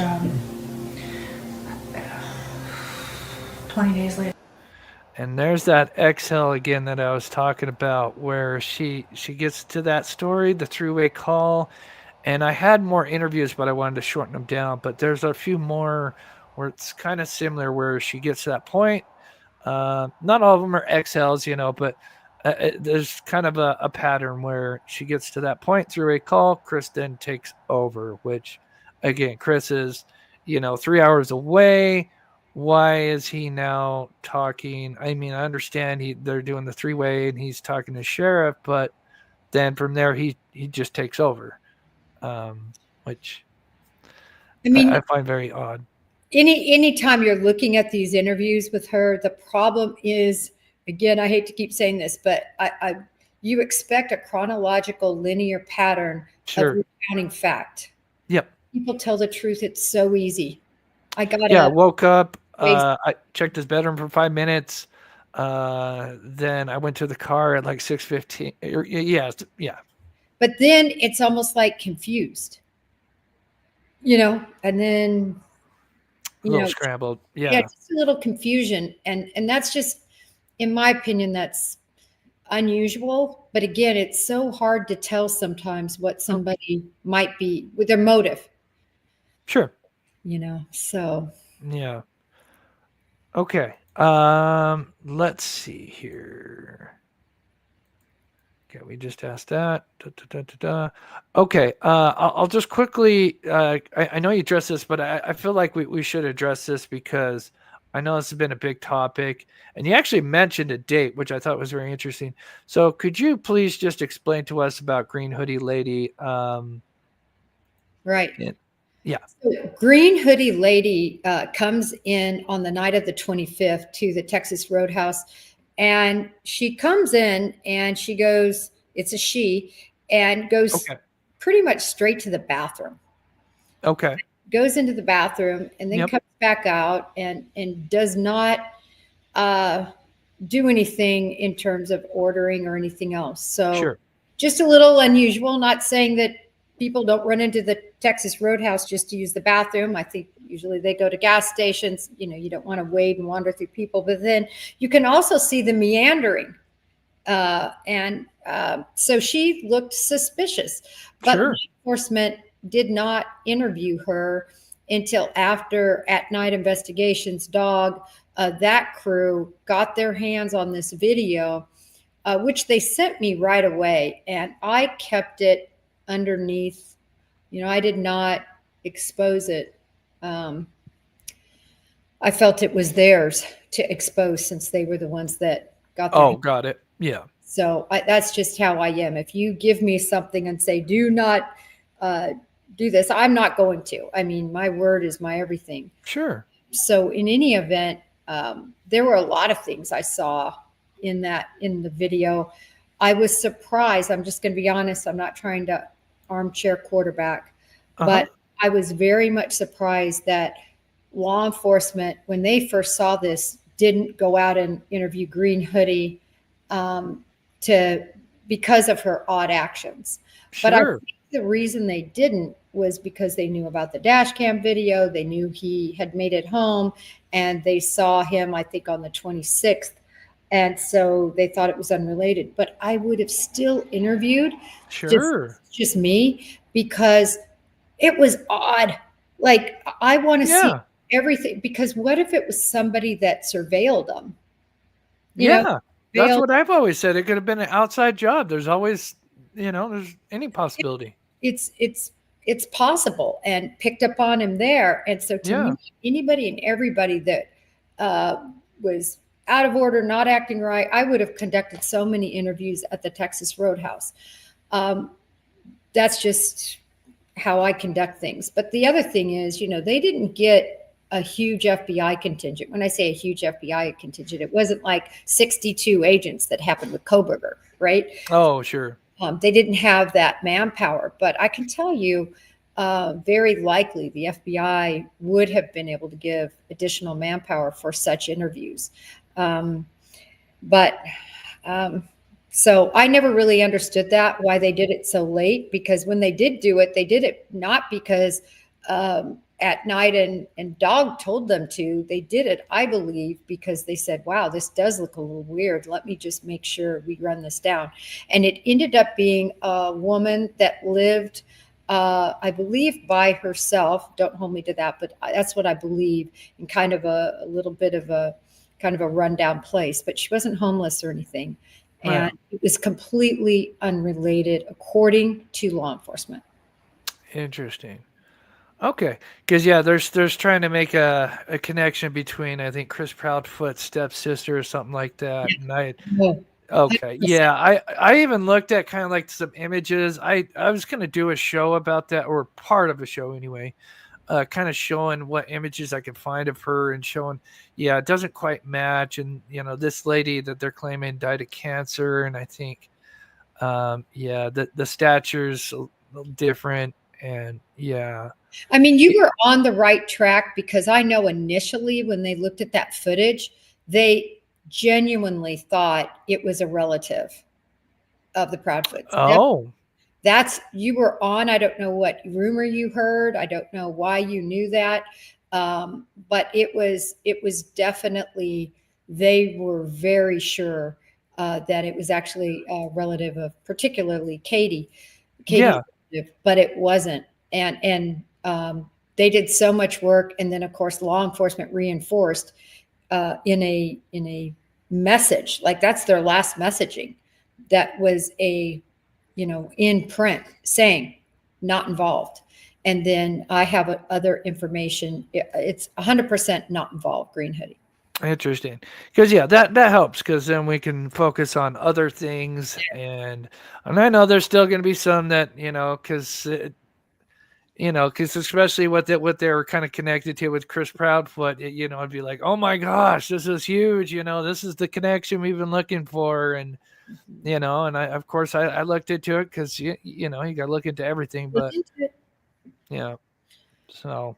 Yeah, but you had good information in terms of the original thought process, but it just ended up ferreting out not to be involved. I know that disappoints some people, but really shouldn't disappoint us, because whether we crossed it off.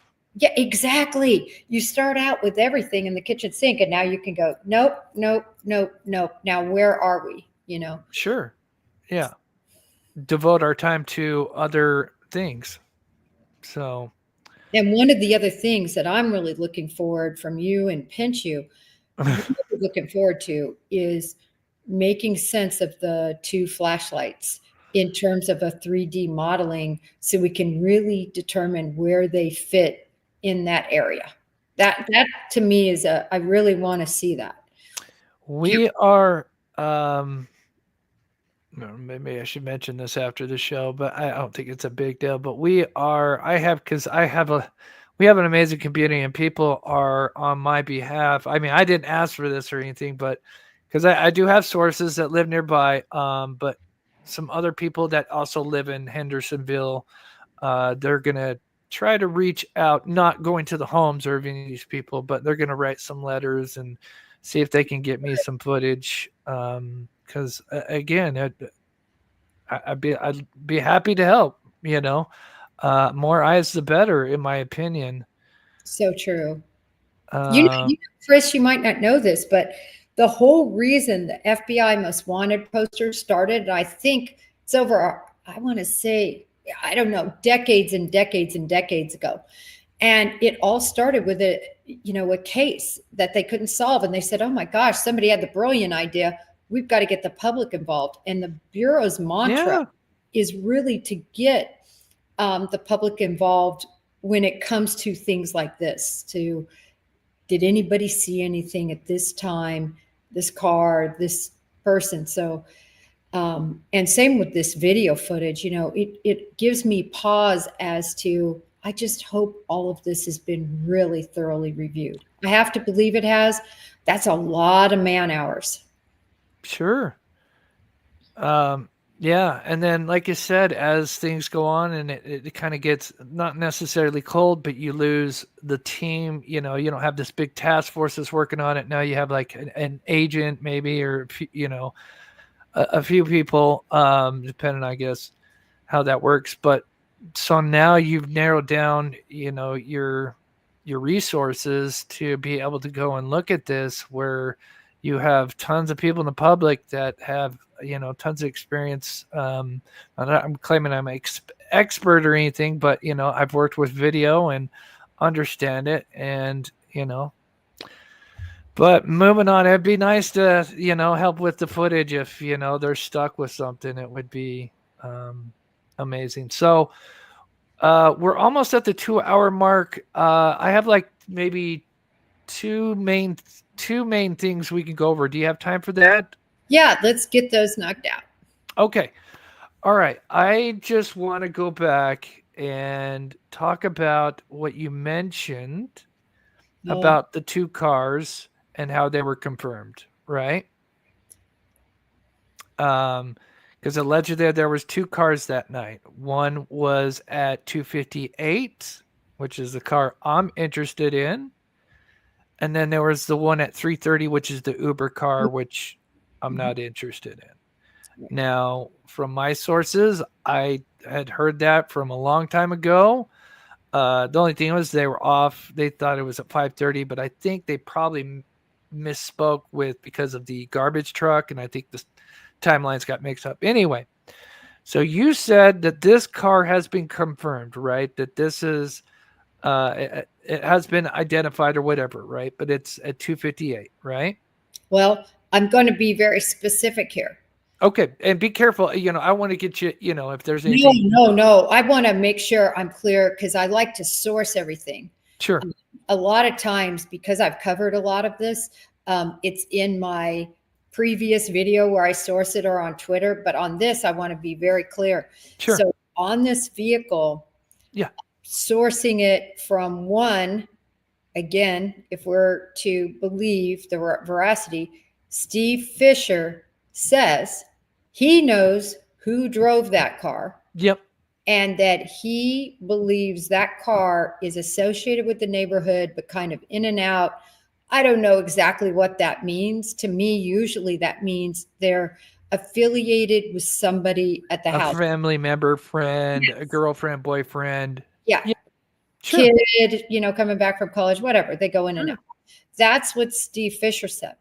Then from another source, and I don't want to even use the word sources, from information I have that I think is very reliable, that apparently all the cars have been accounted for and the people have been interviewed because they're not foreign to the neighborhood. Gotcha. And so, in other words, they've been talked to. So it leads me, I guess, for me, I've been running with the hypothesis that the people with the lights were involved with all of that. I think Sebastian would have been either led, taken, picked up to that construction site where then a car was, and then they left. This is just a hypothesis. I don't know if it's right, but based on what we have, which is minimal compared to law enforcement. What do you think, Chris? Okay, so I'm just going to kind of quarterback off what you said earlier. So this kind of confirms, in my opinion, and let me know if I'm wrong.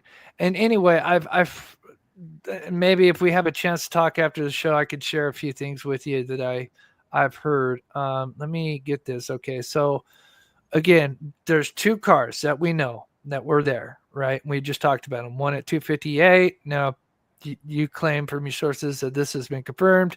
We're not going to worry about the Uber driver, but let's just keep in mind we only had 2 vehicles, right, that we know of, and around 3 a.m. Correct. So if that is confirmed to be 3 a.m., then what makes this even more wild to me is,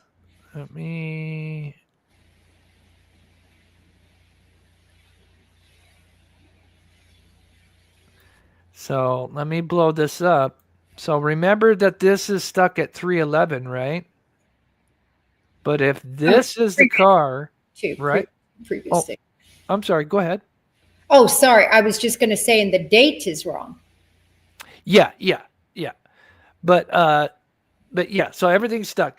But if we know that there was 2 cars, we know the Uber driver only drove up Kellen, picked up the guy, and came back, and that's after 3:30, or around 3:30. But at 3 a.m., then we have this vehicle. Doesn't that kind of confirm? Now, I'm not saying this is a nefarious car or anything, but would that not then confirm that this is the 3 a.m. car? In just hypotheses here. And if that's true, what are the odds this car is sitting on Stafford when we have the mysterious lights going on? Does that make sense? Oh, no, I agree with you. I mean, the timing of it all, we've got 2 flashlights. We've got this light that you believe, why I just saw it earlier, that the lights go on. I mean, that's what it looks like to me. Yeah, it's a car. All right. Yeah. And so I see exactly what your point is. The point of when you add up the lights, when you add up the car, when you add up the timing. But I got to tell you, I feel like I can't firmly say unless I talked and interviewed myself, the person who had the video with the lights in it, the flash, unless I not through Nick Barris or anybody else, but if I could interview them, then I would feel confident that I would know when those flashlights were moving around. My point is, they're relevant no matter what time it is. Yeah. I don't care whether it's midnight. And by the way, don't you find it interesting that Chris is very adamant about she went to bed about midnight? Isn't that when he was walking out a door? That's so funny. One of my extra questions that I had for you was this one here. Because, I always prepare a lot. And so, where is it? Right here. Well, there's the thud. That was the other thing I was going to mention. Right here. Ooh. Let me comment on that while you're looking on that thud. And I'm just, again, possibilities. Whenever you have people in cases talk about things that are kind of random and that all of a sudden come to light, right? First it was he went to bed, then it was a noise, then it was a loud noise, then it was a thud. What kind of noise? Oh, it's a thud. Sometimes that is to explain the later consequence that happened with something that night. In other words, let's say if they were bludgeoned to death, then later you go back and you say, I knew I heard a thud. Somebody must have blah, or he must have fallen and then walked out. There was an accident. It's an accident. Yeah. Whatever the case may be. So, and then it also begs the question, we know about medication he was given, right? I mean, that Seth confirmed. And if he was on sleeping pills and other medication, how does that intertwine? And could he have been accidentally dosed and then fallen out of the bed? And that was the thud. But it all brings me back to this one thing, Chris, and that is law enforcement said he was alive essentially on the 26th. So if that's the case, to me, this was not inside from the standpoint of her doing anything. Was she involved with the people who did? Yeah. That's a great point. That's the question. Yeah, because I again, one of my just extra questions was because he had that fluid, I think, on the left side. Oh God, I just cut you off. I'm sorry.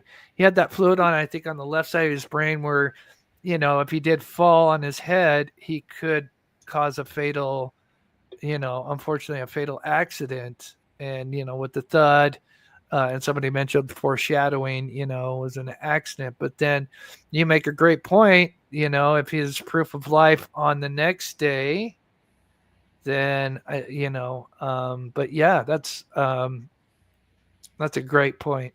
And that's, Chris, I've almost moved away from that. I mean, I've moved away.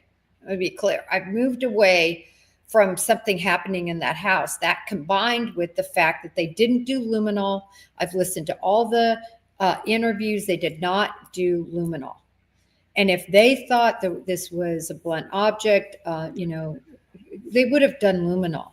They did no fingerprinting. And you might say, well, Jen, of course, you're just going to have those three basically with fingerprints. But where are those fingerprints? Are they holding onto a door frame? Are they gripping something? Are they holding onto a bedpost? So in my view, if you think something nefarious happened in that house, that all would have been done, and it wasn't. And the 26th sighting, the change to the Amber Alert, all this tells me somebody, I think, took Sebastian. Is it somebody related to the Proudfoots? We don't know. But somebody took that boy. Yeah. Oh, gosh, I'm sorry. I don't want to interrupt, but I want to make sure I get this in. So No. the whole flashlight tag thing to me is so ridiculous. And this came from Creepy Pasta. So there's a story. I haven't read it, but it's called Flashlight Tag. It gets really dark. I'll have to read it. But from my understanding, somebody posted this on Reddit, and then people ran with it with Seth, being flashlight tag. And let me see. Do I got a screenshot of the front of the home? But this is the thing is, he only had one bedroom window, which was facing the front. You had a camera that's facing his house.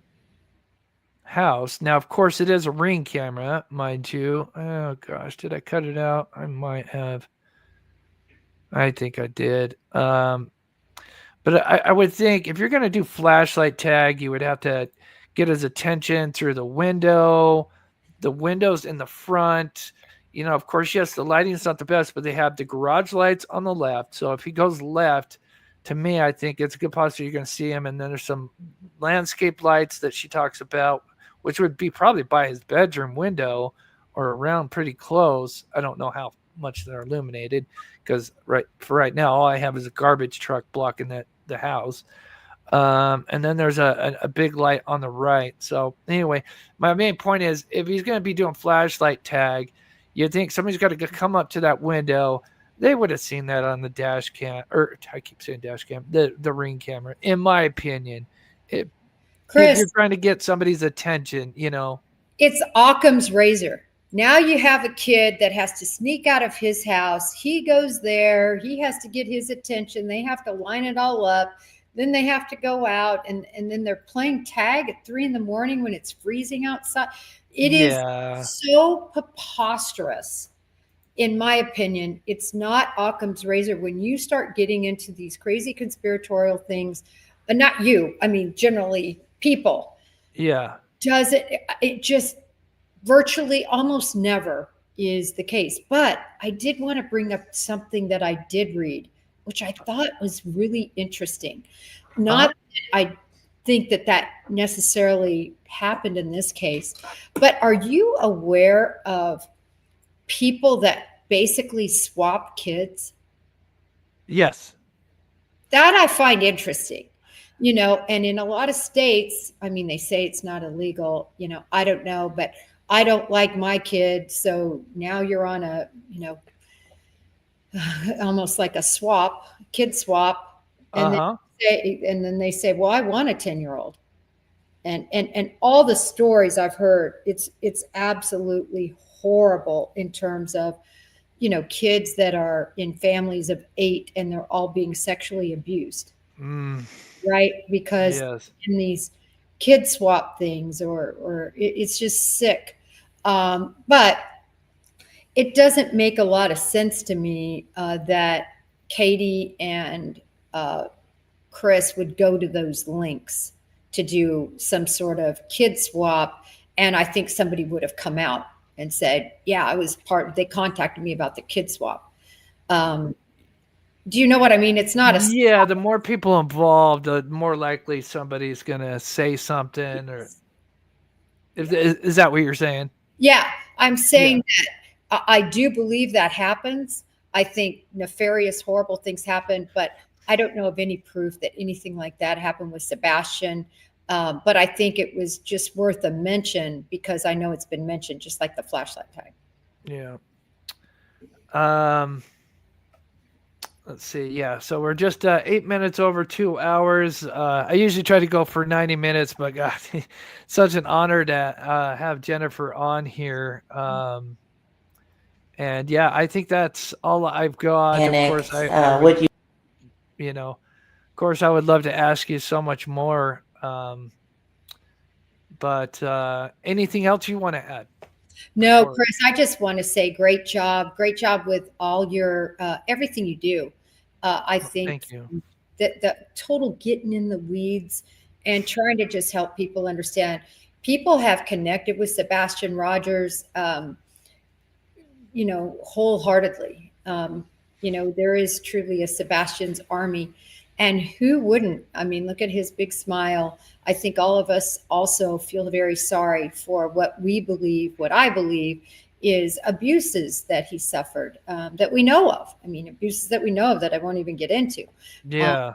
And then the other lesser type abuses, we're all worried about him. And those lights are going to be important, I believe. And I think that I just hope they can solve this, and I hope we don't end up with a Summer Wells #2. No. Yeah, I don't want to go through that again. I quit that case very early on because I saw how toxic it was getting, sadly. And it just got too much away from Summer Wells. And it's such a shame. And I don't want to see this happen again. And I feel like in this day and age with geofencing, it's surveillance footage. I mean, oh my God, I just got sent all the addresses that have video footage. Because like I said, I have some sources. And it's just about every other house had surveillance. Now, what is it, like 1080p surveillance, not everybody's going to have the same, and same view, but the amount of cameras on these two roads blows my mind that there's just no way he's not spotted just kind of wandering around, in my opinion. And I think that he might have been on the 26th. I think that that's all we can go with for them saying the 26th was the last sighting and not looking closer at the parents early on. But I just hope whoever was responsible for taking him and luring him, because I still strongly believe this isn't a random. This is somebody that he had a connection with in some way. He's not going to just get up in the middle. He was lured. Sure. And so I just hope, Chris, that whoever did this, that he's okay, that he's alive.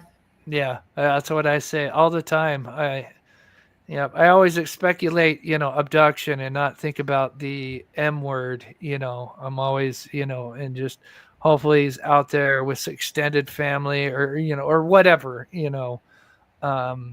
and that hopefully I tell some of my sources, we just got to keep squeezing and put pressure, and then something, just all it takes is one thing to break, in the case, that one little clue that maybe they need.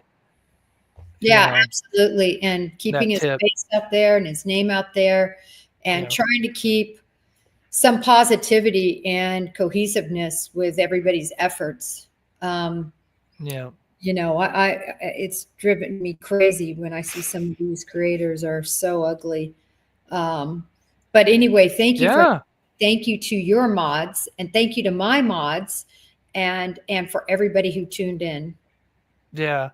Again, thank you so much, Jennifer. I would love to share a few things with you. I don't know if you have time tonight or another day, but because I know you've already done 2 lives, but I would love to kind of share some stuff with you privately, just because I have some sources that would love to,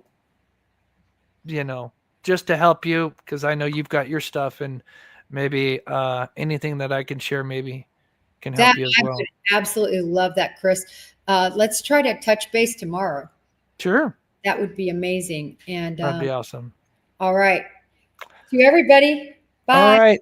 All right. Thank you to everybody. Of course, shout out to the mods, Jennifer mods, my mods. And then I'm sorry, I wish I could have gotten to everybody's donations and stuff, but it's Jennifer. I mean, how often do you get to interview somebody with her credentials? So thank you so much, Jennifer. Thank you. Have a good night. You too.